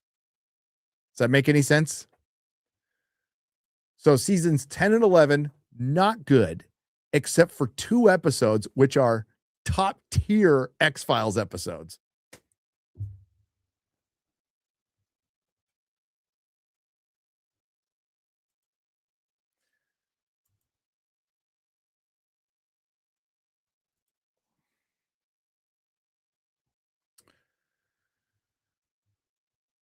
Where was I? Lost my place. Hang on. Epic Mike is an FNT side piece. That is the best description. You know what? He's like our mistress. There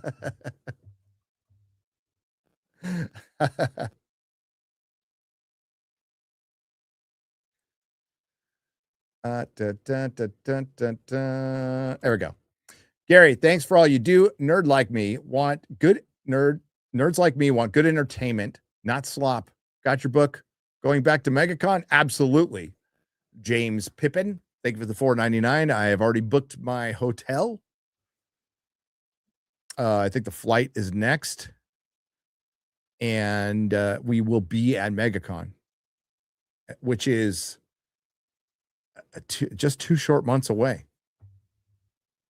No details yet, though. That's a Jeremy question. Just watched Superman's James Gunn last night just to spite someone. Worst $8 I've ever spent. It was the worst. It was worse than I could imagine. See you both at Orlando, Vegas, and anywhere else you may come up with. Hail to the fellowship. Cash Kester, I know I'll see you there for 20. Dude, I tried to tell you about Superman. Wow. What do the kids call it? I'm going to sound so fucking old. Listen, I don't know what 6'7" means, and I don't give a fuck what 6'7" means. And I completely understand at 5'4" that I'm not supposed to understand what 6'7" means. I get it. But as these little kids who are saying 6'7" will find out if they're lucky to live long enough. It's fucking great being old. Oh man, you don't understand. Man, these are words that have come out of my mouth to older people. Man, you don't understand. And that's the stupidest fucking shit any young person can say. But there's nothing they got to learn. They got to find out for themselves. They do. You know, occasionally they get some stuff right. You know, you can't substitute age for experience at all. There's a bunch of people my age who are fucking completely retarded. I'm completely retarded, Cash. You know that.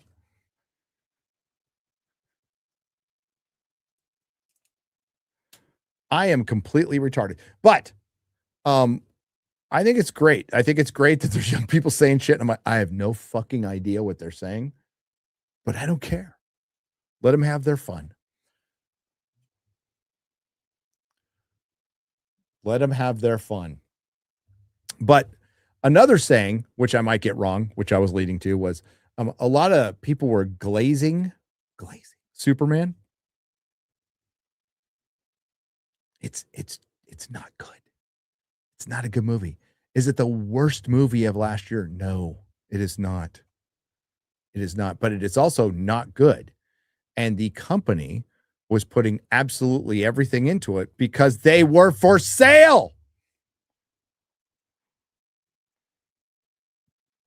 And they've got a big problem on their hands. And it's really evident now. Like, I've seen enough. Now, could James Gunn turn around as James Gunn and face James Gunn and tell James Gunn that he needs to James Gunn more James Gunn and maybe do better at being James Gunn? Because I've liked a lot of his previous movies quite a bit. But I've seen enough. He's a terrible fit for DC. He's not just a Marvel guy. He's a quirky Marvel guy. I wouldn't put James Gunn on Spider-Man. He'd be terrible for Spider-Man. He'd be terrible for the Hulk. He'd be an awful Avengers director. Good for Guardians of the Galaxy.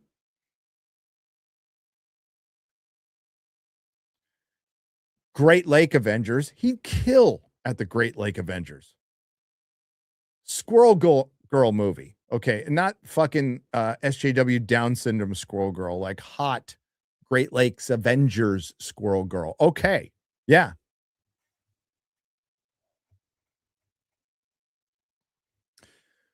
But he's not the guy. He just isn't. I don't need to see any more.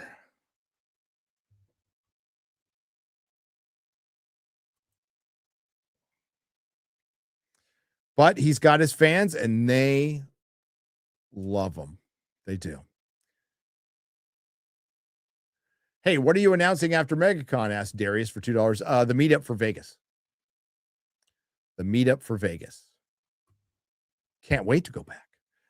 Hello, Gary. Did you watch yesterday's Landman? It's another great episode. I want physical therapist like her. Oh, I did not. I did not watch last night's Landman because I was recording Stranger Things, but maybe I'll watch it with the wife tonight before I go to bed. Before I go to bed. I forgot there's a new episode. There's only a couple episodes left. Some people have not liked the season. I have adored this season.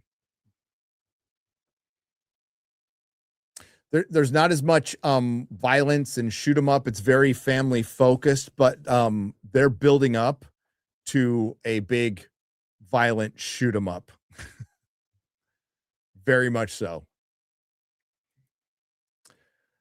Picking Marvel is fair, but Alien is also tied to Predator Midlands with the Weyland-Yutani android. So it was two bad movies in a row. Yeah, here's the thing: is like Marvel.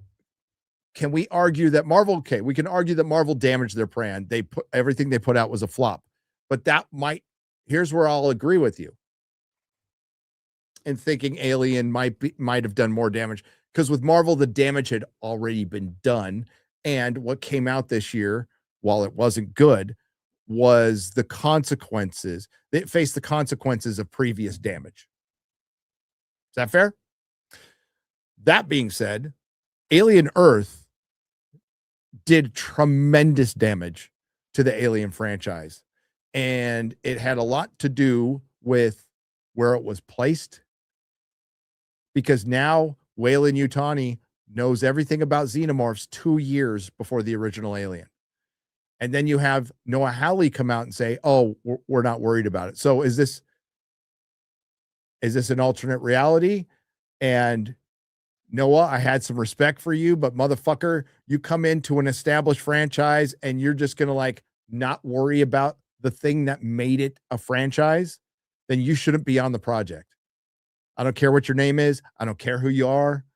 And by the way, I watched your show and you don't have the chops to make an Alien show. So I don't care what you've done before.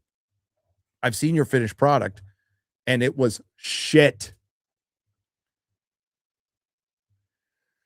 Yeah, and then Predator Midlands, that's another one that got, as our friend Papa Gundam says, who's going to be on Friday Night Tights this Friday, it's a gassed up mid.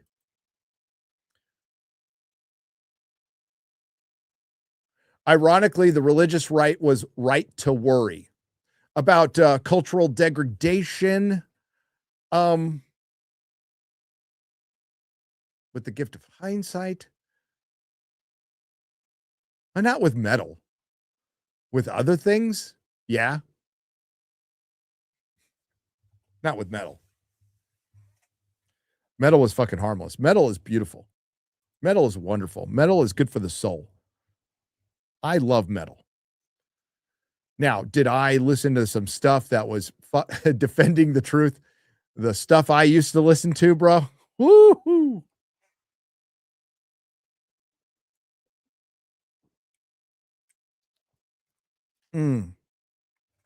I'm surprised this is on YouTube.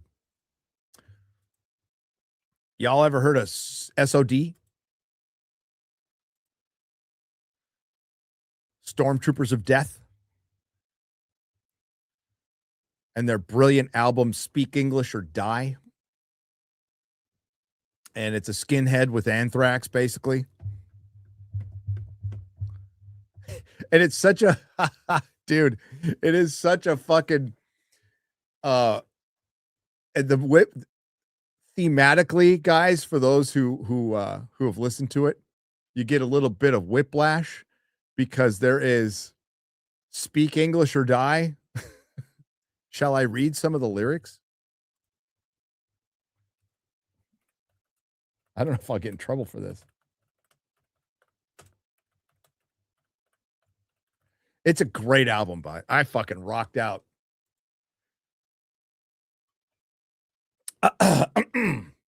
So there's a song called Speak English or Die. And then there's another one called United Forces where we're like, we should all team up. And you're like, make up your fucking mind. Scott Ian from Anthrax. Yep.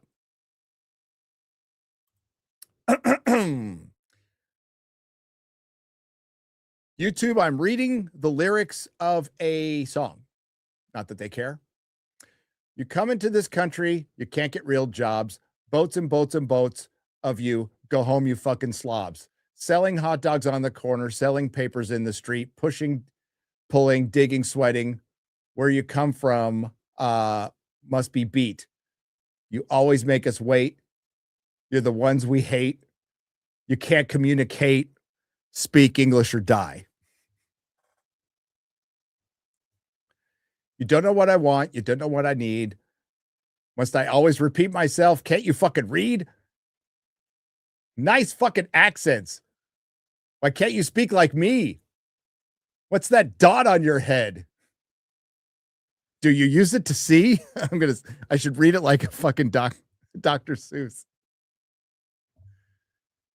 You always make us wait. You're the ones we hate. You can't communicate. Speak English or die.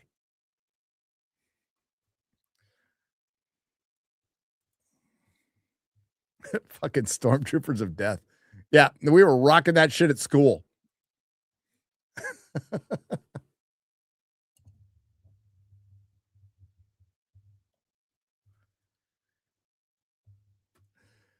Ay, ay, ay. That's terrible.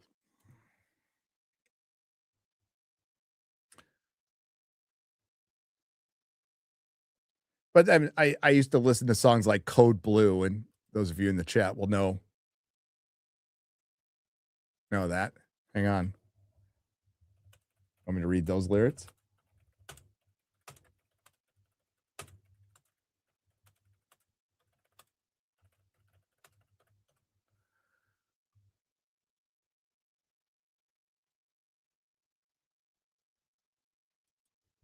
Hang on.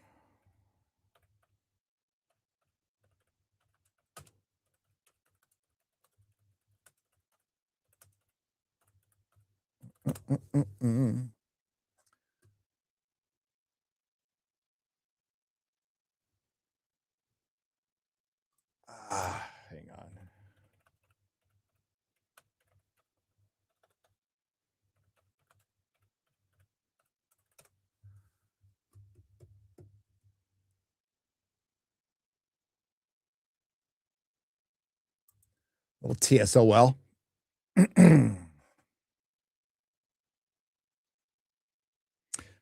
True Sounds of Liberty.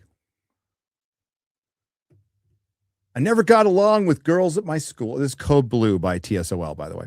I never got along with girls at my school, filling me up with all of their morals and their rules. They'd pile all their problems on my head. I'd rather go out and fuck the dead because I can do what I want and they won't complain. I want to fuck the dead. Middle of the night, so silently I creep on over to the mortuary, lift up the casket, and fiddle with the dead. Their cold blue flesh, their cold blue flesh makes me turn red. Do what I want, and they won't complain. I want to fuck. I want to fuck the dead.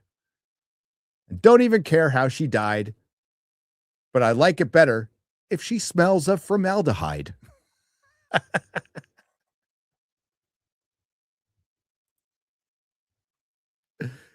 Yeah,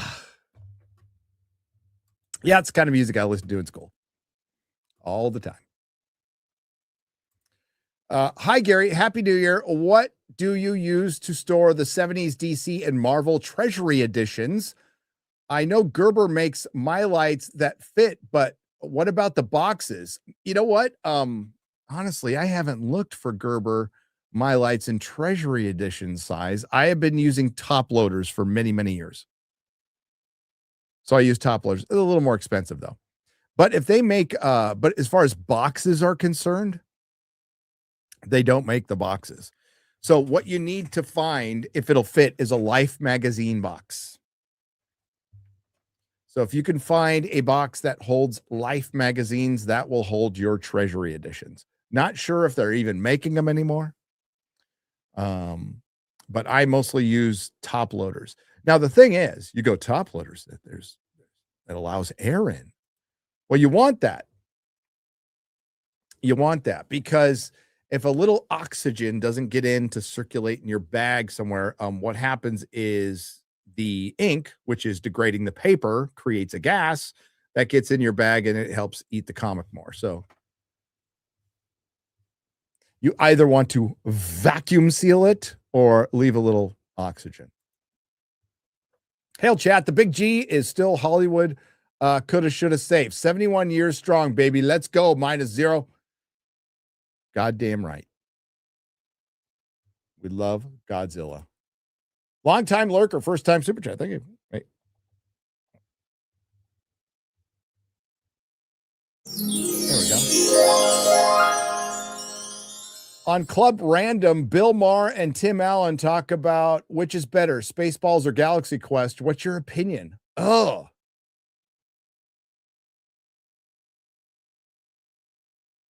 Ooh. Galaxy Quest. It's a more complete movie. It is. Spaceballs is later stage Mel Brooks, still really funny. We love Star Wars, and I still love the movie. But if you're asking me what's a better movie, Galaxy Quest. I think it's got a better story. It's got a more earnest story with heart.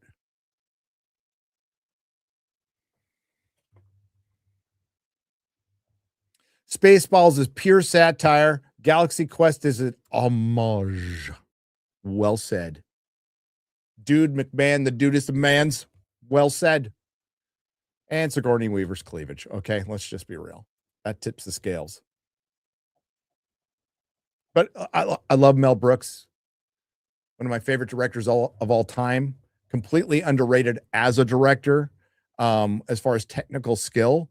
And an absolute genius. May he live another 100 years. I love that man. He's bringing me so much laughter. Love that guy. Sticks and stones will break my bones, but tanks will never hurt me. Juggernaut, damn, Samet type. I love this. So I like the look of a lot of X-Men, but my favorite hot toys are the ones that are really hard to find and that are big. So I like my whole, my favorite hot toy is the Hulkbuster armor Iron Man. Number one favorite of them all. It's fucking badass. But yeah, this is a third party and it's amazing. Also, the Juggernaut is in my favorite Spider-Man comic, my favorite floppy. It's a two-parter, but it's not like a run or anything, and it's Nothing Can Stop the Juggernaut.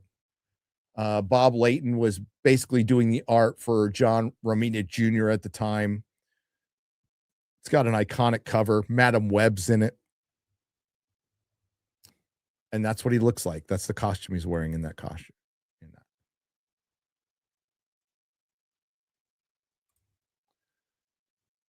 And Mary Sue's ability are self-evident and accepted, but the case of Rey, characters respond with distress and confusion at her abilities, and makes the audience ask dramatic questions about her.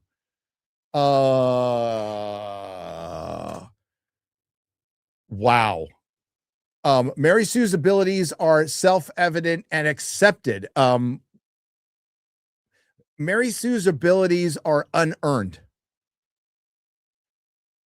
So the ability itself, it can be self-evident and accepted in the story, but just because something's accepted within the frame of the story and the person wrote it doesn't mean the viewer is going to accept it. Now, people were at the time were fine with Rey, and I don't care that it was a female or anything. They were fine with Rey because she was nothing. There was nothing there. So it was a mystery. So if you want to say she was more of a mystery box, I still say no, she was a Mary Sue, because she was, by the end of that movie, please tell me where her abilities became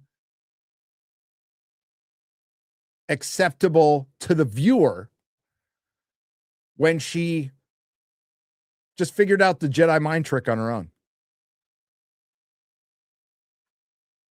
In hindsight, people who would like the movie don't. So, and still back to your original statement, you said I had stuff factually wrong.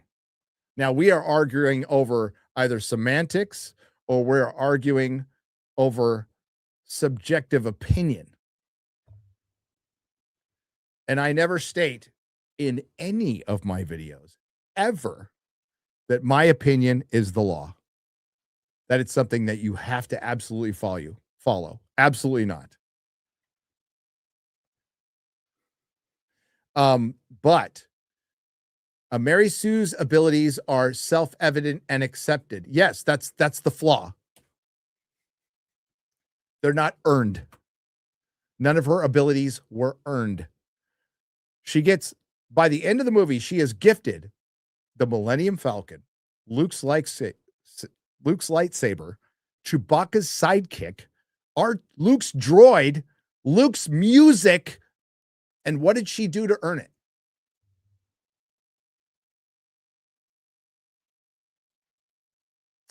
She showed up places and people gave her shit.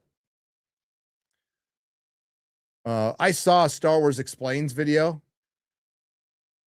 breaking down, like, and again, it's why he likes The Force Awakens. And I'm not going to talk about a like in The Force Awakens, but it was good enough for him to show her scavenging a single Star Destroyer. And that, for him, explained how she could pilot the Millennium Falcon and know it better than Han Solo. See, for me, I require a little more, especially when you're bringing in a legacy character and you're comparing it to that legacy character.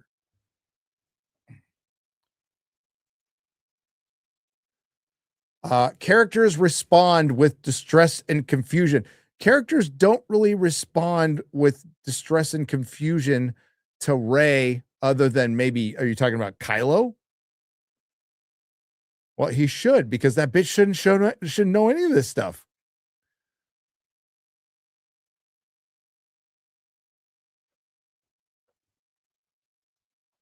What's a dramatic question? I'm a little confused with that one, but there we go. Hello, Gary. I recently saw you talking about your getting into Warhammer, and here is a warning: whatever you do, you'll end up in a room by yourself, surrounded by plastic figure chairs. Oh well, we wouldn't want that. Steel foil hat.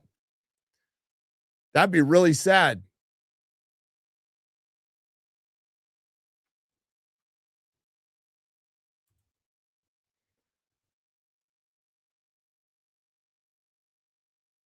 I'm not saying the question wasn't answered well, but you can't deny that TFA raised the question of who she was dramatically with its scenes. The Force Awakens, Well, see, also, Brendan, in my review, if you're arguing at the time before anybody saw The Last Jedi or The Rise of Skywalker, were there questions about Rey and was there theory crafting? Absolutely. But as I said in the beginning of my review, I am specifically reviewing this the only way I can. I'm not going to sit there and review it and pretend I'm seeing it for the first time. I can't do it. So I said, no, I'm reviewing this with the gift of hindsight and knowing all the information that comes behind, and knowing that they never answered any of those questions. As a matter of fact, they contradicted them in later movies.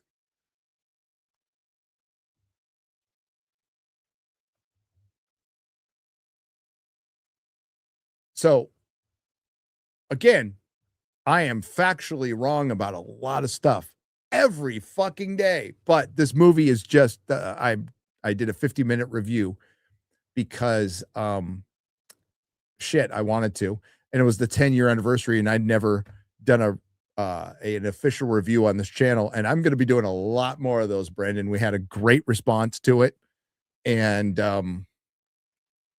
Last Jedi's next, Ghostbusters 2016, The Rise of Skywalker, bunch of movies I haven't reviewed that I'm going to do. Maybe I'll take requests from the members. Cheers.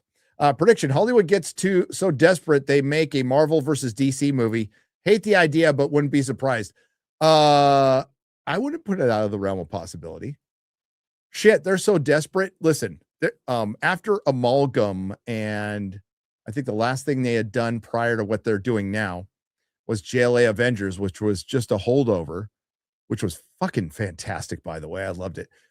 There was no hope at all that Marvel and DC were ever going to cross over unless things got completely desperate. Well, things got completely desperate, and now they're crossing over, and we got Superman and Spider-Man with the black costumes, and I couldn't care less.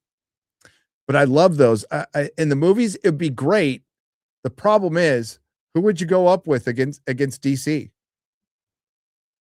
Marvel, as shit as it is, there's iconic characters from the MCU.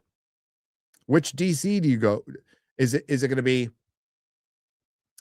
Tom Holland Spider-Man with James Gunn Superman? David Cornsweet would probably work pretty well off of Tom Holland, but not if James Gunn's involved. But yeah, I wouldn't be surprised if they did it. It would be tough, but I mean, that's really no different, Uzi, than Disney working with Sony. It really isn't. It's a miracle that, like, I think we're so used to it now, we don't realize like how rare, odd, and unlikely that Disney works with Sony, a rival studio, in a partnership that's lasted for years.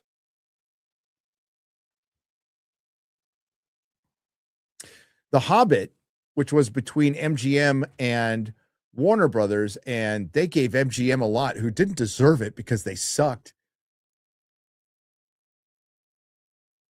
Yeah, I don't think that'll ever get made again, even with Amazon. Something like that will never get made again.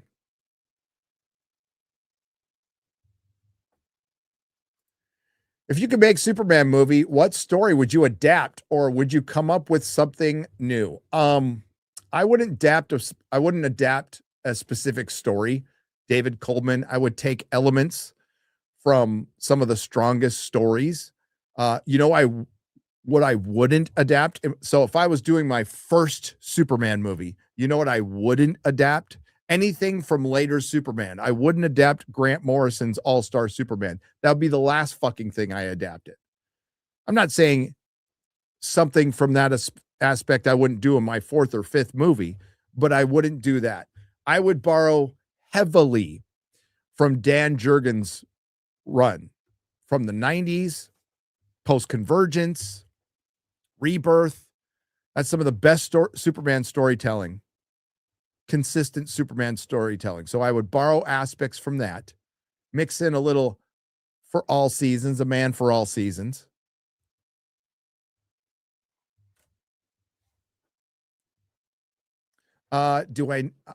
I'm not against not showing the origin. I would not show the origin. I'm not against starting with an established Superman. Not against that at all. You know what I would do in my Superman movie, David? I would make him super and not a whiny bitch. Speaking of Guardians of the Galaxy, why do I keep seeing the Star-Lord is returning in Vision Quest? And how is he even going to fit? Bringing any of them back at this point seems to place. Also, Happy New Year. That is news to me. Especially when they're not going to be like Star-Lord needs to be in a movie. Star-Lord needs to be in Doomsday. How come Star-Lord's not in Doomsday? He's on Earth, for Christ's sake.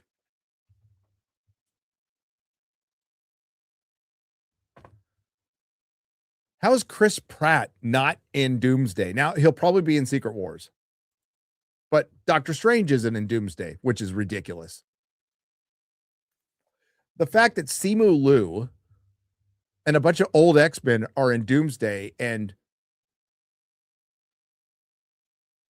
Doctor Strange, Doctor effing Strange isn't?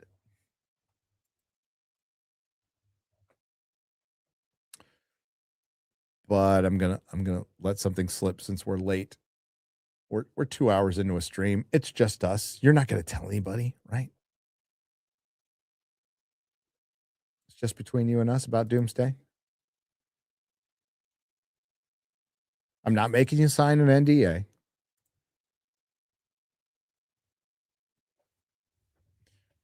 Do you want to know what happens in Doomsday? And by the way, this is what I've been told. I don't know this for a fact. Like, what was I wrong about? I was wrong about Superman when I was told by somebody who watched a test screening that said Hal Jordan and Brainiac were in the post-credit scene and they were cut. Now, I know this person isn't full of shit because this person goes to every test screening. As a matter of fact, the Supergirl test screening stuff that you're hearing about is from that person. I know who that comes from. Oh, you didn't hear that? The Supergirl test screening stuff where the movie's just meh. Millie Alcock's pretty good. The underwhelming supervillain and Lobo's in 2 action scenes and that's it.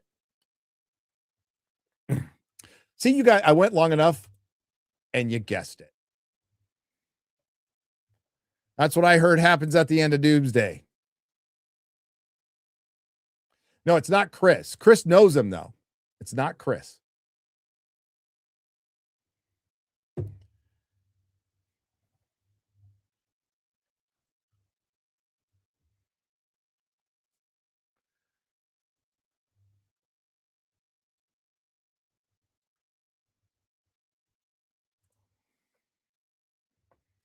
So what I was told is the quote was everybody dies. Now, I don't know if that's everybody, or if it's just the main cast and like somehow they bring them back or the whole universe dies. The quote was everybody dies.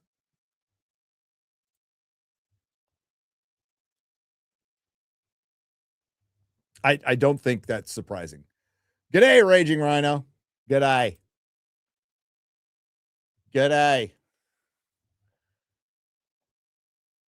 But that's what I was told. And I was trying to tell you guys that on Friday, but I wasn't sure because I was told to keep it vague. But there's how much should I say? Oh, it's just us girls here. Hi, Noons. It's just us girls here. Especially Eric.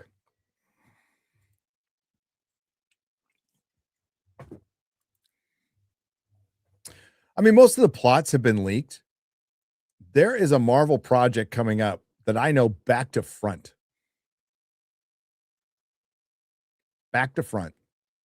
front to back, back and to the left.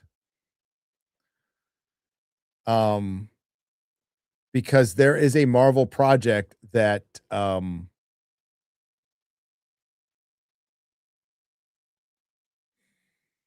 unpaid, no NDA, no strings, unpaid, I consulted on.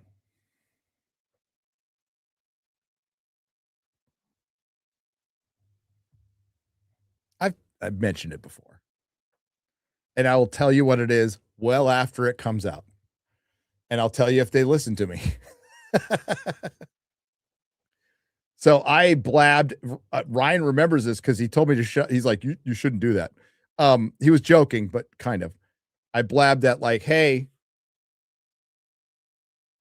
like if anybody wants to talk to, well, I think he said not to do it because I offered up their services too, which I probably shouldn't do. But I said like, listen, we'll talk to you guys for free, you know, and you don't have to listen to us. And I think you should talk to other people too, not just me or anybody. I'm no fucking expert. But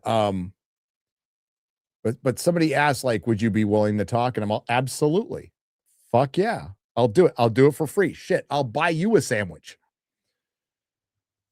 And somebody took me up on it. So we talked. It was God, I think it's going on. It's over a year ago. I won't give you exact time frame, but it's over a year ago. And I'm sure this person talked to other people. I'm positive. Because this person was just like, I want to do the best job I can. Specifically said, I really want to avoid the girl boss trope because I hate it too.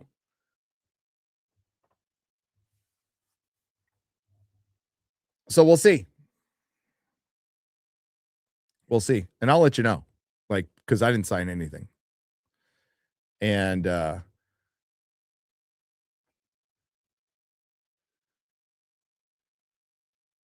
if it was the Punisher, it wasn't. But if it was the Punisher, it would have been just make it rated R. Punisher Warzone. Make it like Punisher Warzone. I adore Punisher Warzone. Am I partial to Ray Stevenson? Yes. May he rest in peace. So it wasn't Kurtzman. Now, let me tell you something about Kurtzman Trek. Let me tell you a little something about Kurtzman Trek. Yeah, because listen, size of the channel does not matter. I had people reaching out to me, and I know I have friends who make content, have, and in many cases, have more friends reaching out to them because they're not like toxic like me. But if you're like covering a show or something like that, regularly, like if you're doing pluribus, like recaps at the end of the show, there's a really good chance somebody who works on that show is watching that because they want to see what people think, right? And that's logical and smart, right?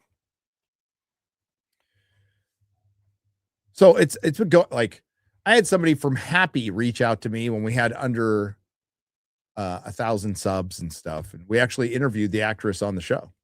She was watching and she was really nice. But I digress. People talk to people.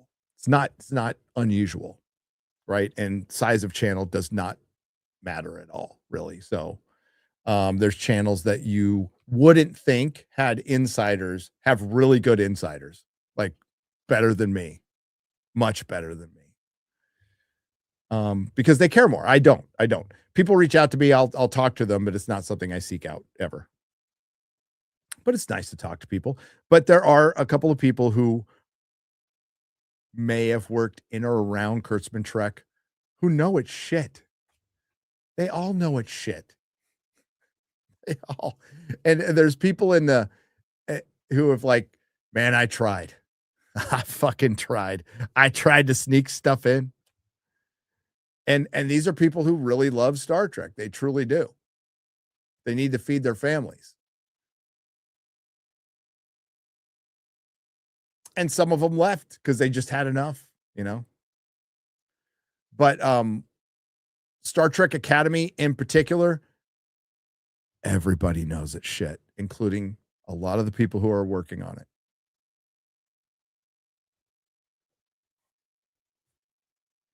But that was the same with Ironheart, right? I get a text. I put it in my video. I get a text from a guy who works at fucking Marvel who said, this is the worst fucking thing we've ever done. It's embarrassing. That was so funny. And I asked him, I'm like, hey, can I put your quote in my video? He's all sure. I'm like, thanks, buddy. It's good stuff. It's fun. I wish it was better, though. I wish the stuff was actually better. I think we're going to have a better year. I'm not saying it's a good year. I'm not saying it's a great year. But I think we're going to have a better year of TV and film as far as like compared to last year, which was mostly shit.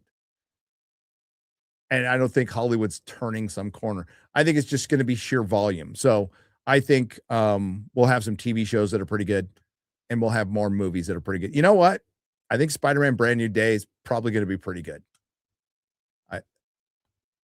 No inside knowledge on that other than it just looks like it's not connected to the multiverse. And I think I can finally like Tom Holland now after No Way Home, especially when they're breaking him. It was like Zendaya's MJ has a boyfriend in Brand New Day. I'm all good. Move on. Get the fuck away, bitch. And it's just Spider-Man in his regular suit. I'm fine with that. Is he the best Spider-Man? No, not even close. But I think it'll be pretty good. I think it'll be better than Doomsday and better than Supergirl. Project Hail Mary. I'm genuinely excited for this movie. I like that book a lot. It's a lot of fun. I think you guys will, if they adapt the book good, it is despite the fact that the earth is dying in it, it's a really feel-good buddy movie. So, yeah, it's a really good book. Odyssey, I am still looking forward to the Odyssey, and I don't pray at the altar of Christopher Nolan like many of his fans do. I like most of his movies. I do. I think he's a unique talent and the best director in Hollywood, without a doubt. I don't hate Interstellar like other people do. I don't. I own an Interstellar.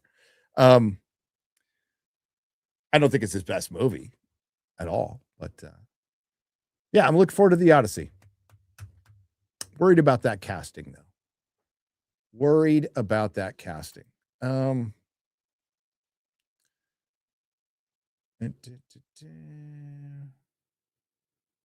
Really looking forward to The Gentleman season 2.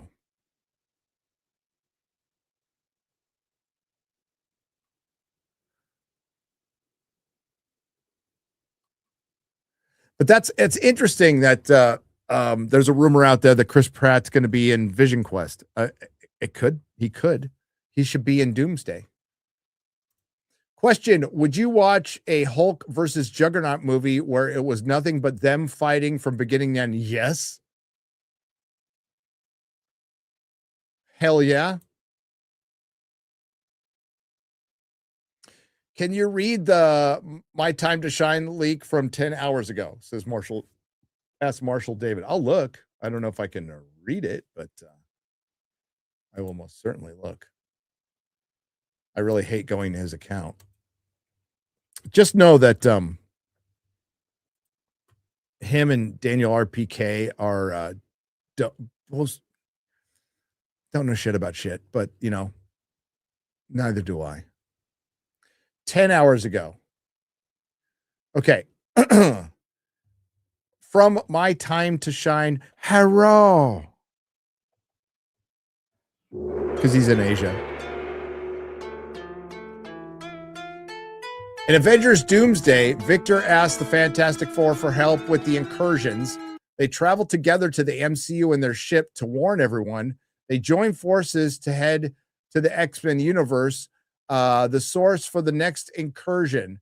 They have to fix it before the universe destroys their own. That sounds pretty much like the plot. I would say that's fairly accurate from what I've heard, unless they've changed it. But essentially, the plot's going to be pretty simple. They travel to Earth. That's what the ship was at the end of fucking Thunderbolts or something like that. And Doom basically says these incursions are happening and not everybody's going to live, and we're going to have to sacrifice some worlds. And the heroes go, no. And then they all start fighting to save their world. That's what I heard. Oh, a world, somebody's world dies at the beginning of the movie.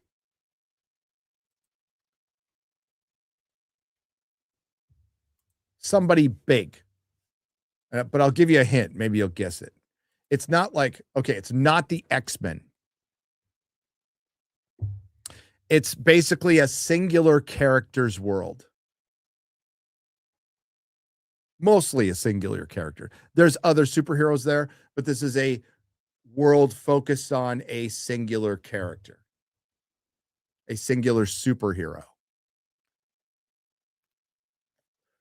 I'll say it if somebody guesses it. He's not black.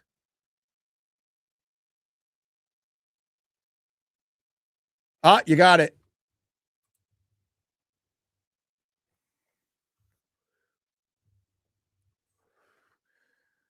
Winner, winner, chicken dinner. You win the no prize.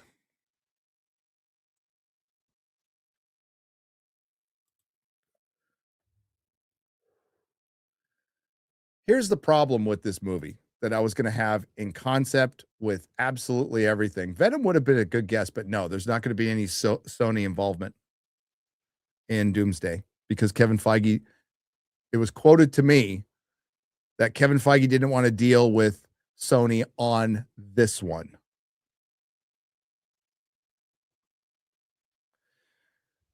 Here's the problem with this. It's just, we all knew it was going to be, everybody's going to die. Like, I don't find that fun. And then if they all come back to life in the next movie, it's just like, there's no stakes. It's all, I hate it when they do this in the comics. I hate it.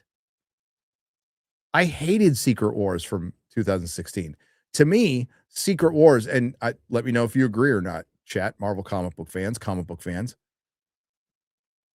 The Marvel comic universe died when that happened.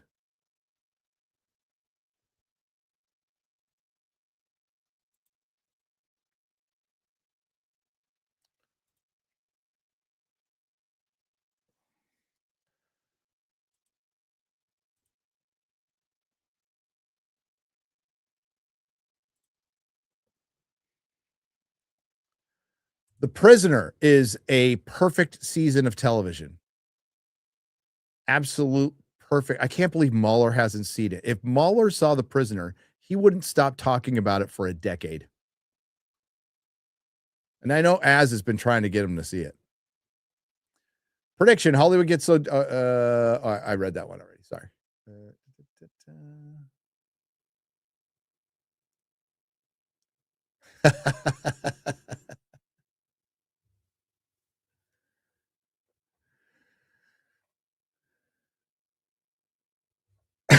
Venezuela trip or Venice? No Venezuela trips planned soon. I wonder. I don't know much about the country of Venezuela. I'm guessing. I wonder if there's any megaliths there, or yeah, I know nothing about the country of Venezuela.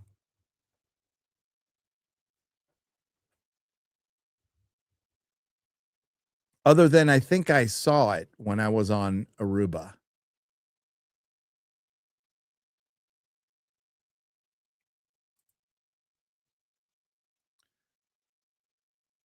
Just like Sarah Palin saw Russia from Alaska. Instead of Buffy, how about a show called Kane the Karen Hunter? Kane, a werewolf, hunts down Karens, brainwashed demons to stop the world's end. Basically hunts down woke white women. Sign me up.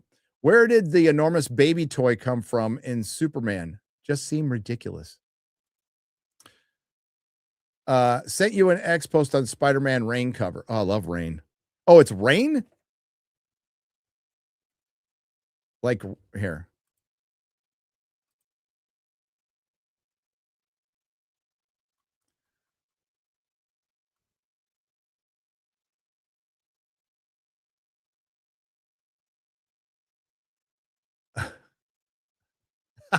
Nicholas Maduro's rule came and went before George R. Martin finished wins a winner.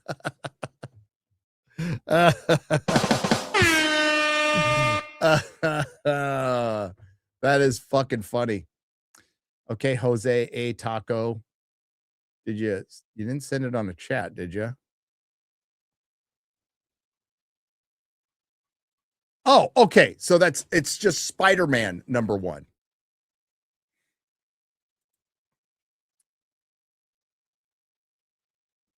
Was this limited to 2,000 copies? I have this.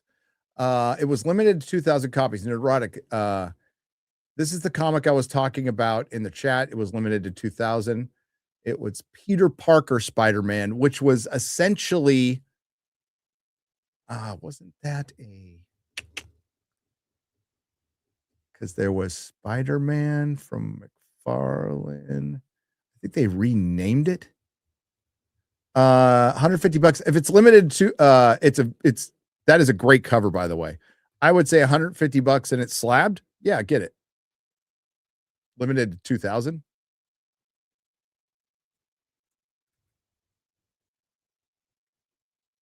So it wasn't Peter. It wasn't Peter Parker, the Spectacular Spider-Man. It was Peter Parker Spider-Man.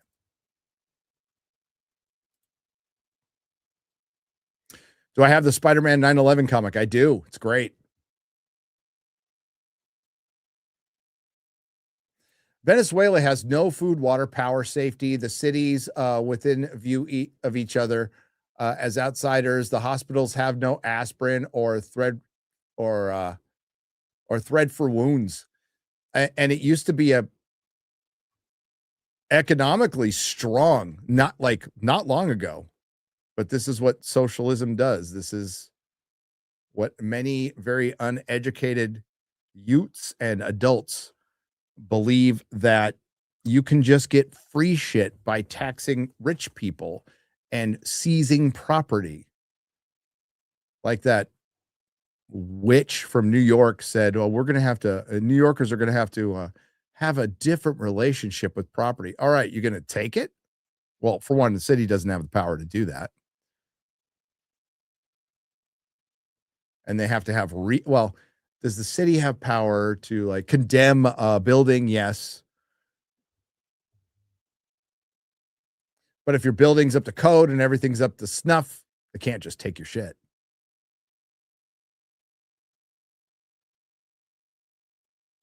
They could pass laws, but then it gets taken to the Supreme Court. Oh, with the mayor of New York, man, let him cook. You get what you vote for. Let him cook and talk to me in 4 years. I've lived through that experiment. It was called London Breed in San Francisco. And look where San Francisco is right now. Oh, and they got rid of her.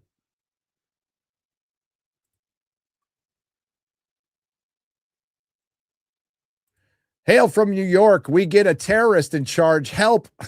Movie erotic. I'm sorry. I doubt you voted for that guy, and you're going to have to suffer the consequences. But if you survive, something better may come out of it. I told Jeremy 4 years ago when Biden won. I said, you know what? If we survive, people will see what this policy does. And it will wake a lot of people up. And it did. It did. The problem is when you have such a huge paradigm shift and you're going up literally up against the system now and the deep state and the uniparty, where let's be real, most of the Republicans are lockstep with the Democrats on a lot of shit. They just are. Tony Gonzalez here in Texas, total fucking rhino piece of shit. Vote Brandon Herrera. But they're no different. going up against that system of corruption is going to take so much time, longer than Trump has to live, unfortunately, and probably longer than I have to live. But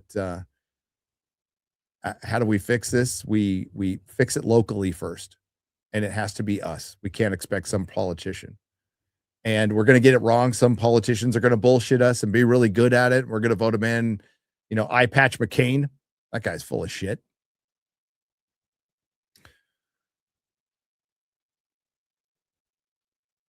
Fucking Fetterman, man. He is broken from the reservation. Not saying he's perfect or anything, but like, that's the kind of guy you want. I mean, actually, here's a hot take. I think Fetterman's better than Dr. Oz. SOD was so hilarious. Every leftist would keel over if their music was released today. I know. Holy shit. It was one of the things I played at school where I was told to stop. Now, credit to our teachers, especially in that continuation school I was at. They didn't fuck with us very much on that. They were just happy we were there. But yeah, King Diamond was nuts. Hear their song. Hear the song and can't understand a word, but after you read the lyrics, plain as day. Yep. Watch the SOD clip. Billy Milano stage dive off the amps into a crowd, then hitting a fan on the head with his mic. Yep. I never saw him live.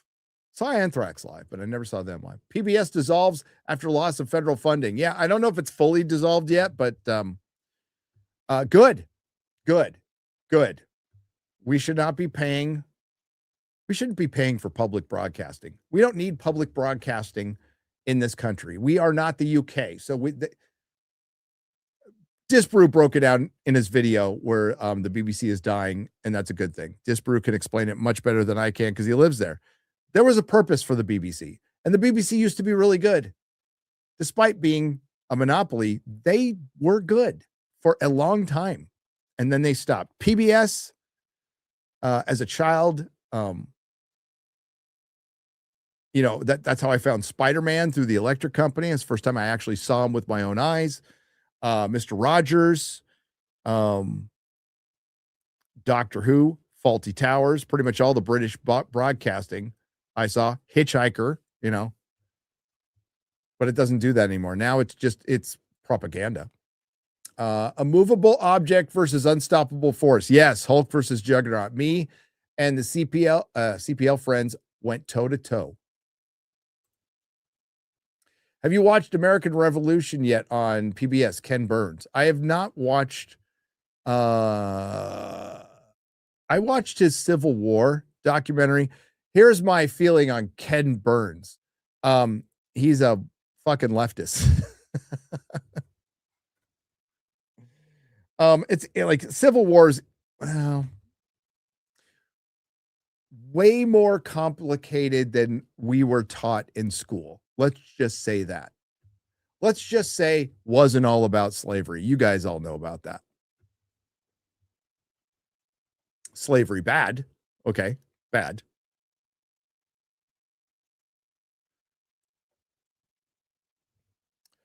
Very bad.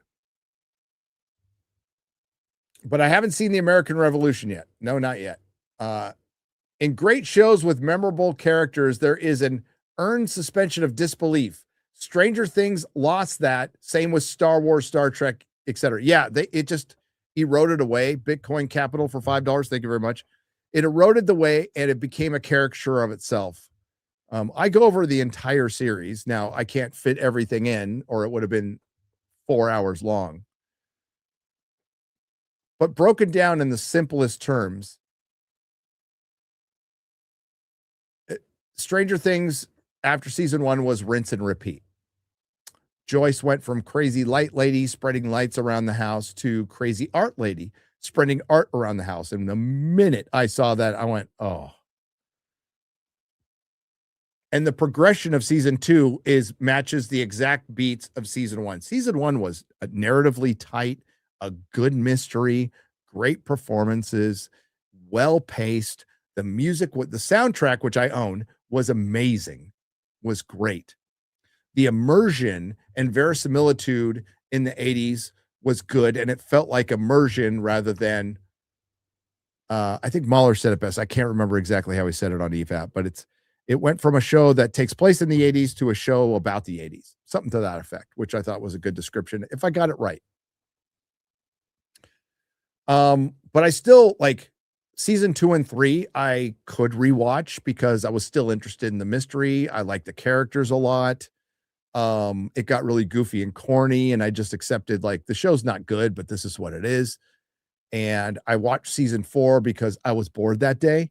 And when I watched it, I went, oh shit. And I text Mahler and I'm like, you should watch this, dude. It's actually pretty good. But it was all set up, right? It was setting up this big thing that never happened. And if you go watch season 4, it's night and day. Like it's still better narratively.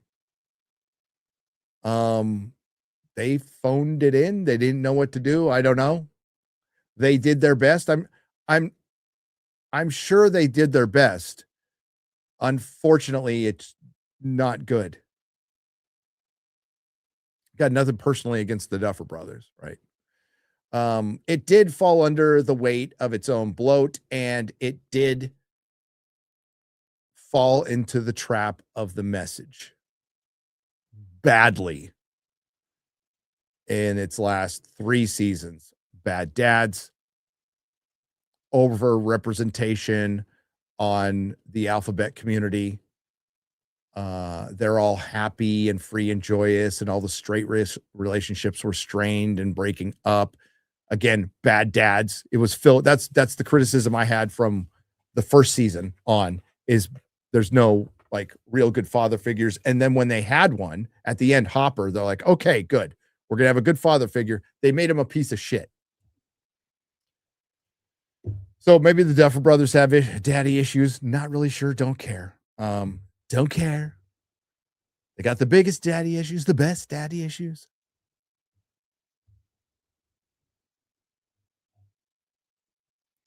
But they lost their verisimilitude. They became a caricature of himself. And when you have exposition scenes where people are finishing each other's sentences, or you can tell they're like, we're going to write this big group scene, which there are many in season 5, and we're going to make sure everybody gets an equal amount of dialogue based on their importance to the show.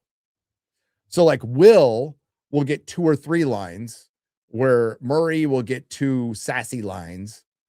And he is real creepy, like really creepy. There's one scene where they're talking about Will's powers, and he goes, well, butter my biscuit. It's like, what? Butter you like a biscuit and do what? What? You're talking to kids, bro. Ghostbusters is my favorite movie of all time. Please do a review of the 2016 and shred that fan-hating pile of garbage to pieces. JB Spooky review, that was already planned for next year, so I promise you I will. On its 10-year anniversary, we will be doing a Ghostbusters review, and let's see when it was released.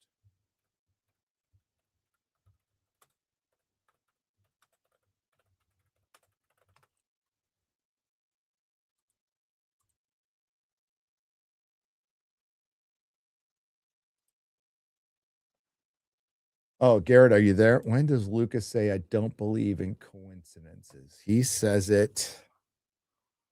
Sorry, Garrett's asking me a question. Okay. It's when they're in the hospital.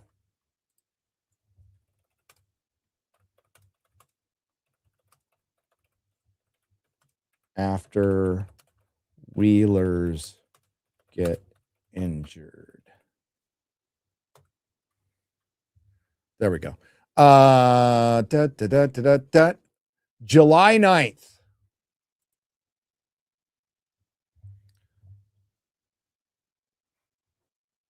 July 9th.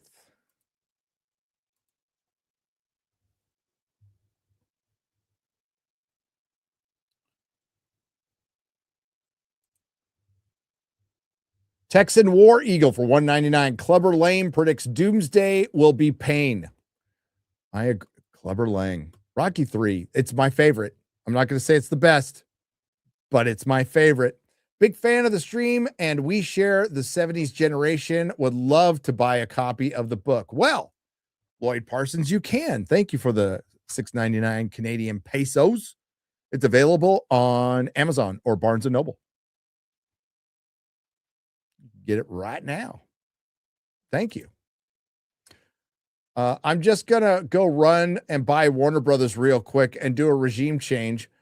You'll be leading pretty much all the comic book films and shows. Thank you in advance. Okay, thanks. But I'd have to quit my YouTube channel. Oh, fuck it. I'll just make videos go. I made some woke shit.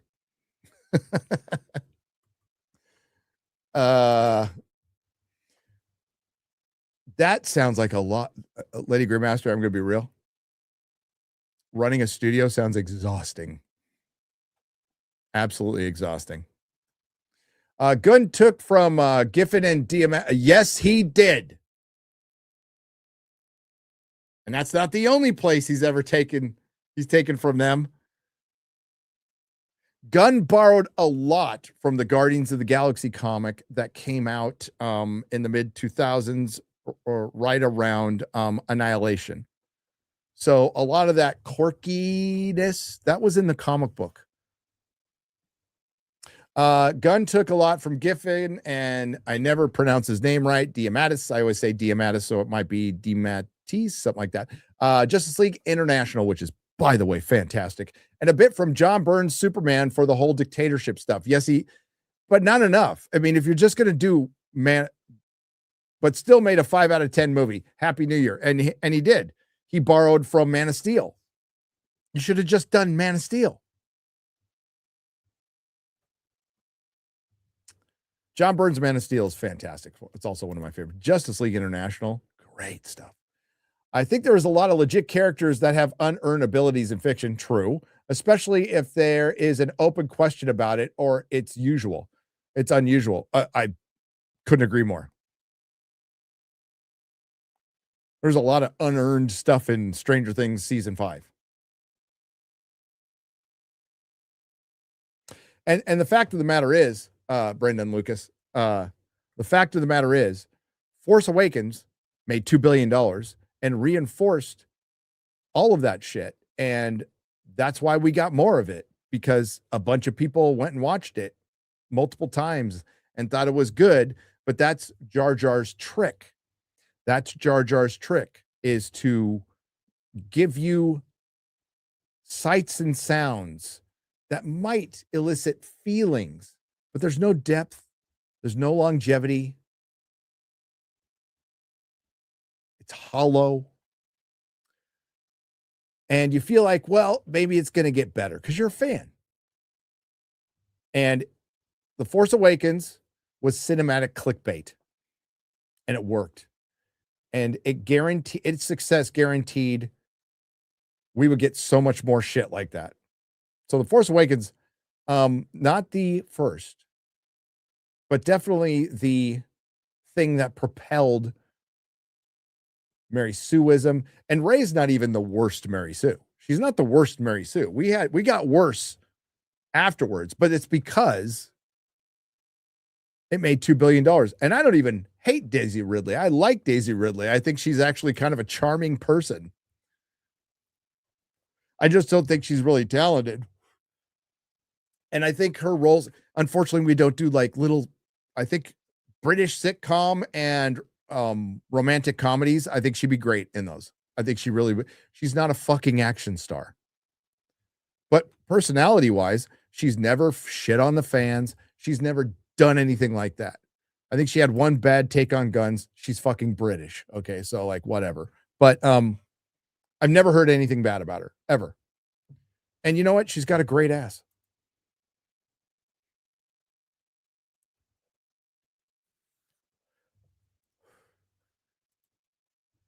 But you are not wrong. There are many, many, many, many, many, many characters that have unearned abilities that are not all women. They're all men. There's a lot of men. There's a lot of Gary Stews. Gary, why are potatoes so good with everything? Yum. Well, it depends on how you prepare. You must be Irish. No, you're not. You're you're Norwegian. Well, you must be somewhere cold where you can't grow any food. Thank you for the Norwegian krona. Potatoes are awesome as long as they're cooked right. On a different track, what things do I like the most about Batman? Robert Hayes for 499. That's a big question. I like okay, so the character trait, the one single character trait that I like the most about Batman is his determination, his drive, his obsessive drive.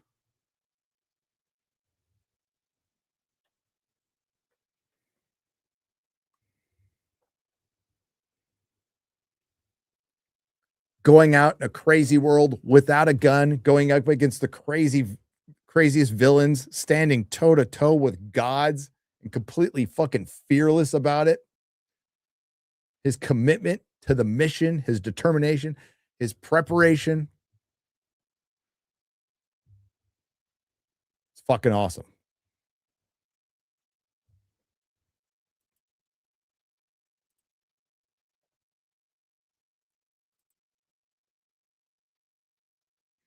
Just finished watching Fringe again. I can't figure out how they went so wrong and everything else.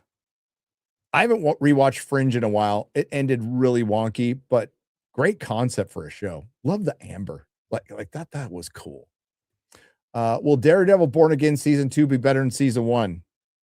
I hope so. I hope so. Call me delusional, but there's a lot of stuff in 2026 I'm looking forward to. No, it's all good. Jake Tamman. Odyssey, Disclosure Day. Oh, yeah, Disclosure Day. I'm looking forward to Disclosure Day. I am. Project Hail Mary, Dune 3, Spider-Man, MJ biopic.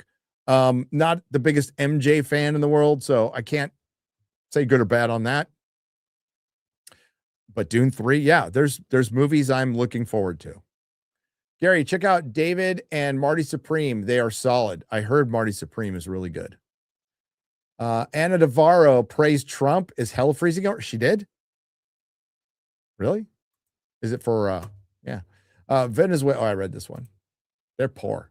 Paradise on Hulu was a top 5 2025 show. Season 2, February 23rd.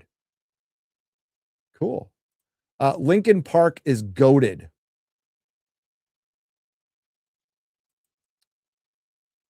The New York City Council passed Community Opportunity to Purchase Act, COPA, that will force private owners to offer up their property to nonprofits and government entities before they make any private sale.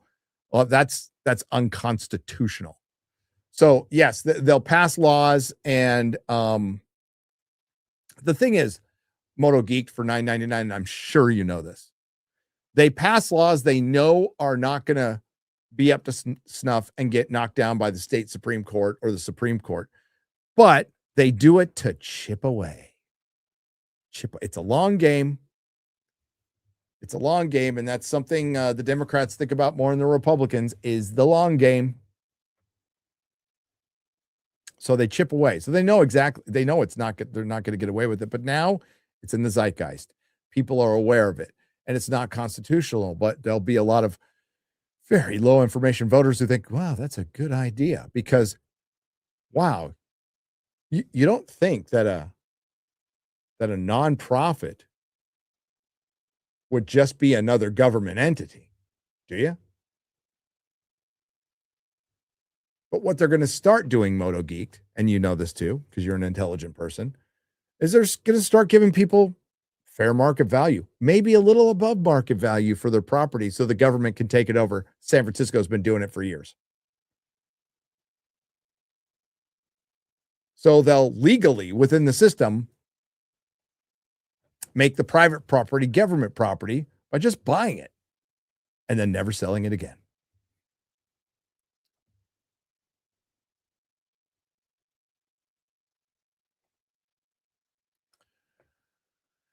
Yep.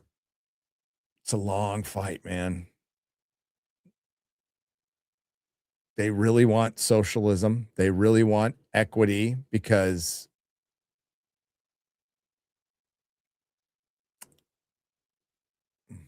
how far do I want to go down this rabbit hole? It's globalism.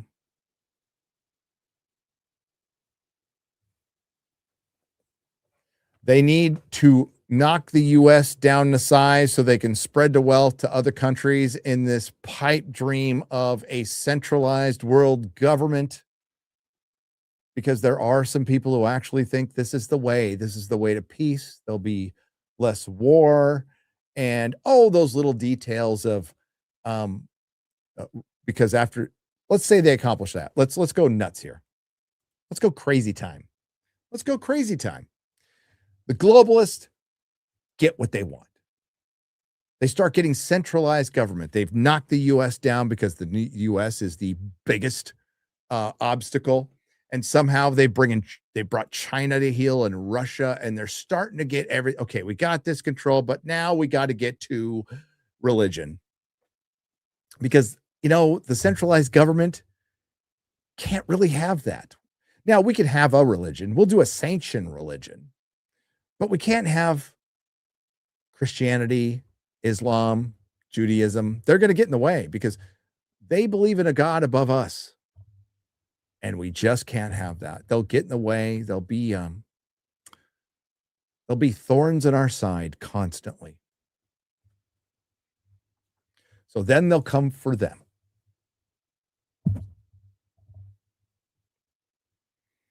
Now, what's the easiest way to do that? Well, let's just have them have a war against each other and they'll start killing each other. But yeah, there's a lot of obstacles to the one world government. Or they keep the religions around, but they inject the religions with their official people, and it just becomes very,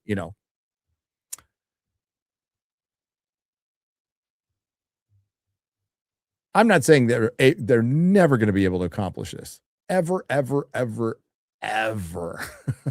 But they want to try. And it's really important to the globalists to bring the United States to heel.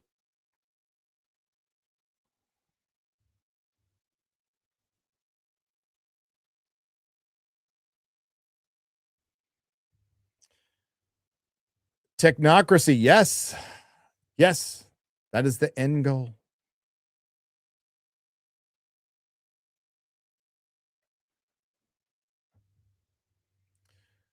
But I mean, New York is basically you guys know this. It's a Democratic stronghold, and it was a response to Trump because that's all they think about. And they're like, and their ideas of if you're going to go extreme, we'll go extreme. We'll show you. We'll lose more money than you can possibly imagine. Take that, suckers.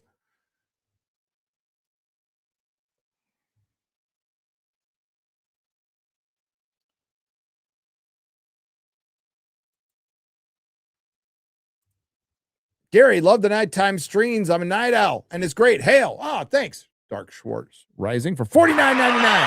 Hail to you, brother. Yeah, these are fun. It was necessity today, but these are fun. I missed them. And thank you for being a member for 10 months.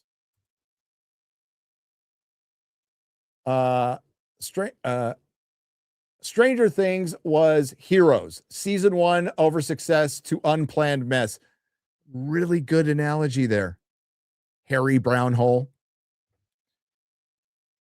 Showing some wisdom, Harry Brownhole. No, I think what you're going to see, I'm ruining my video now. You're going to hear a lot of, there was only one season of Stranger Things. Did anybody listen to EFAP? The guys were doing great. I wasn't super prepared to talk. I thought we were just talking about season 5. I know Mahler told me, but I didn't listen very well. So I thought we were just talking about season 5, but they did a whole retrospective, and I'm like, well, shit, I'm not prepared for this at all.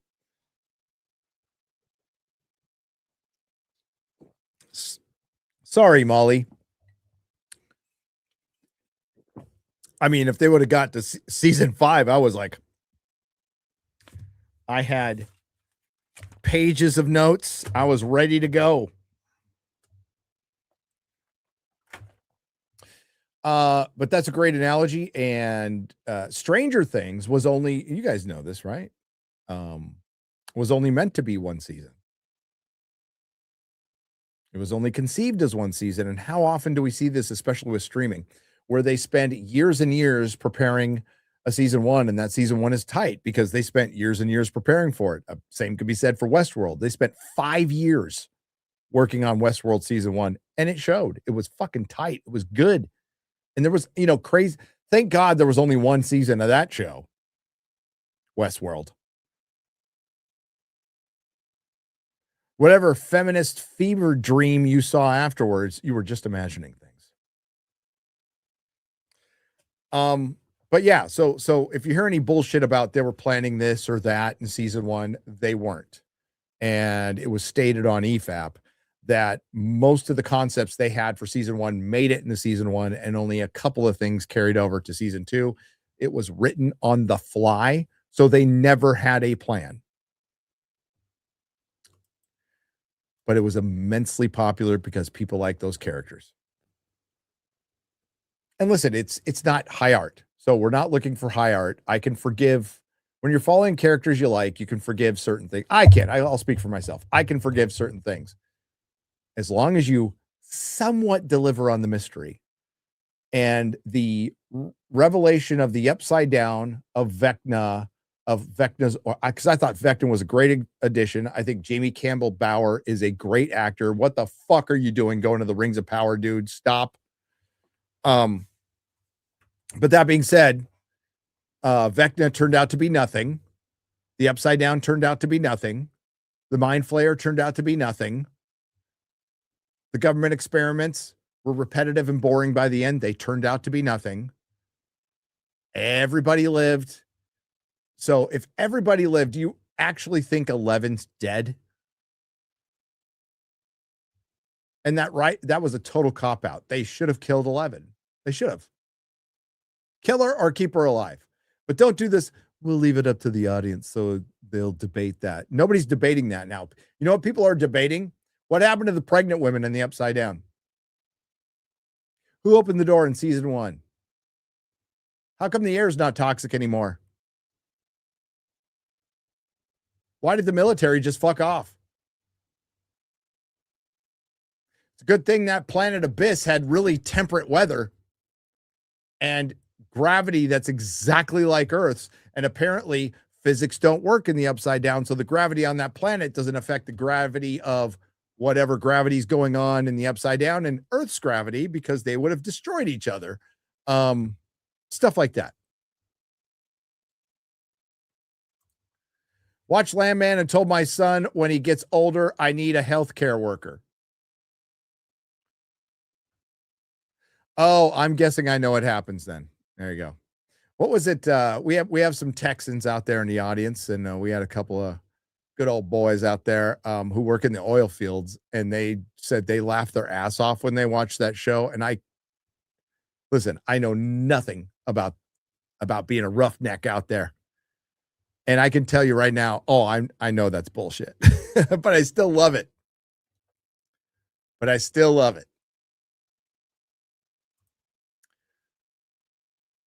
Done with the anti-male crap. I am too. Like I really, it's played out. The girl boss is played out. Intersectional feminism is played out. Linda Hamilton in fucking Stranger Things is an abomination. Like she has the worst fucking girl boss scene of the last 5 years. I shit you not.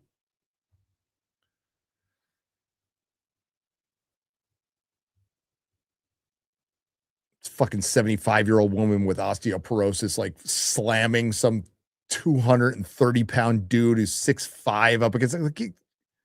Listen, we've all been smacked by our grandmas, but grandma's not like,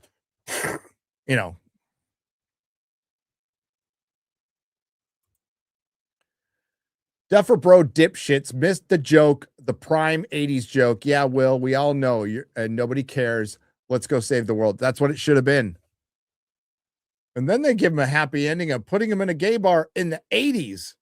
And Will only lived 3 more years after dying of AIDS.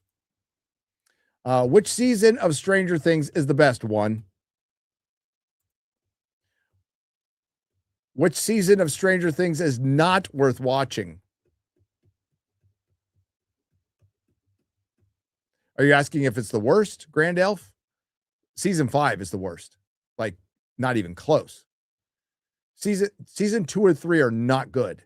They're not good seasons, but I find some enjoyment in them. I will never, ever, ever watch season 5 again. I don't think I'll rewatch the series again. And I've rewatched it a bunch recently. But yeah, you know what? I swore I'd never rewatch Game of Thrones, and I did, like, recently. And then I stopped at 5. I just stopped. I'm like, nah.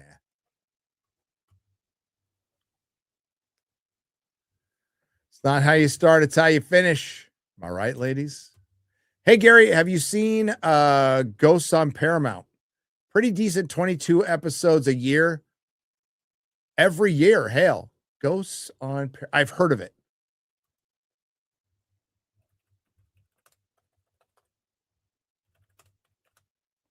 Is it Paramount Plus?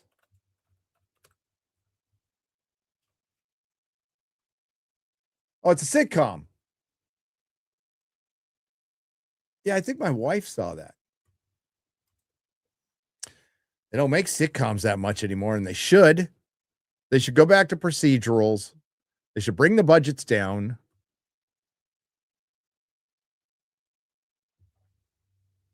Dresden Files. We need a good Dresden Files.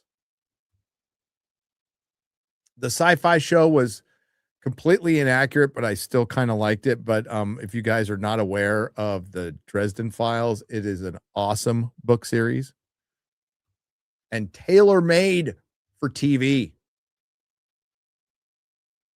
It's a copy of a British sitcom. That's what most of our sitcoms are nowadays. C.D. Stein, 69. Dark is 1,000, not 100 times better. It's 1,000 times better than Stranger Things. 1,000 times better. Go watch Dark. Go watch Dark if you haven't seen Dark.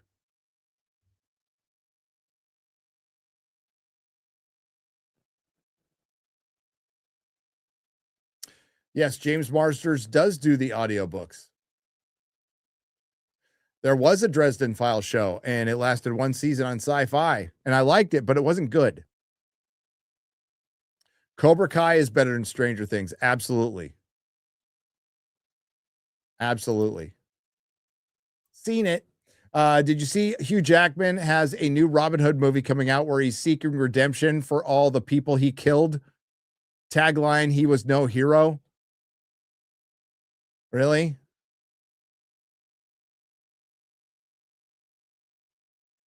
Does he want to, like, is he sorry he took the tax money? It's A24, right? I don't know how interested I am in that.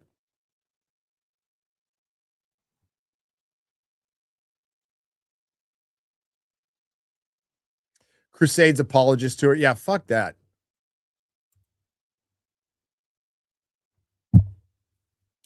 I am pro Crusades. Just because I'm pro Templar, because they were there to steal the Ark of the Covenant.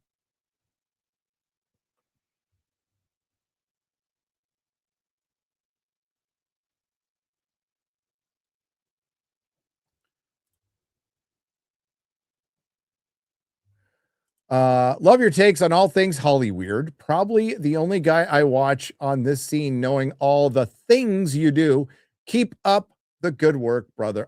Cheers, Mark. Thank you for the 5 Canadian pesos.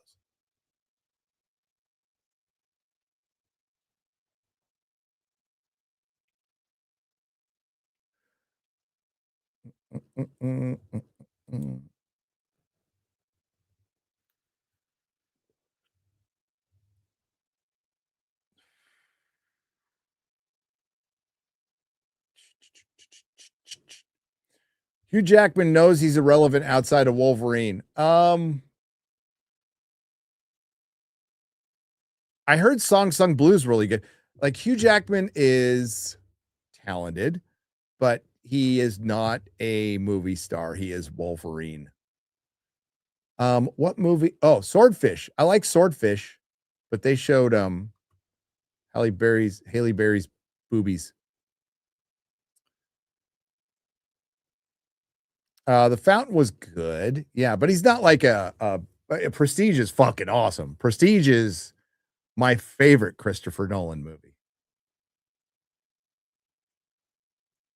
Hallie, did I say Haley? Yeah, I better say that right because one is right. One isn't one the Little Mermaid.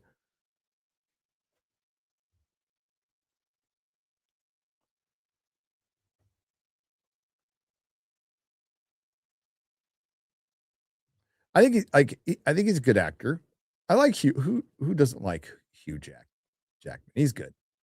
Van Helsing, that was fun. That was trashy fun movie. I like it.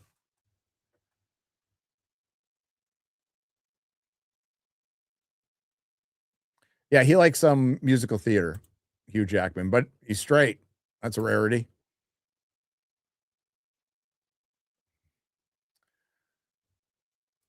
Which is a rarity. I am checking up. All right, we're going to wrap it up there. 3 hours. That's pretty good. I'm going to go to bed. Fucking tired. And well, no, I've got to do some work on the video. I got to fix some clips. Then I'm going to go to bed. So thank you to the Modrotics. Thanks to everyone who participated. Thanks to everyone who left super chat donation. You help keep the lights on. We're going to do another one Thursday. Don't know if it's during the day or evening. Probably evening. So we're going to do another one in the evening. And then tomorrow, Real BBC with Az and Mahler. On, is it? I think it's my channel. I think it's on my channel. Could be wrong, though. Could be wrong. So everybody have a good, yes, there'll be a Wednesday nooner. They're back. It's not Chris's fault. It's mine. I needed to get a bunch of work done. So now the work is done. I'm not going to make any videos until Star Trek. So I'm just going to live stream and kind of chill, which I didn't get to do over the Hollywood, over the holidays. So, good night, everybody. Have a good one.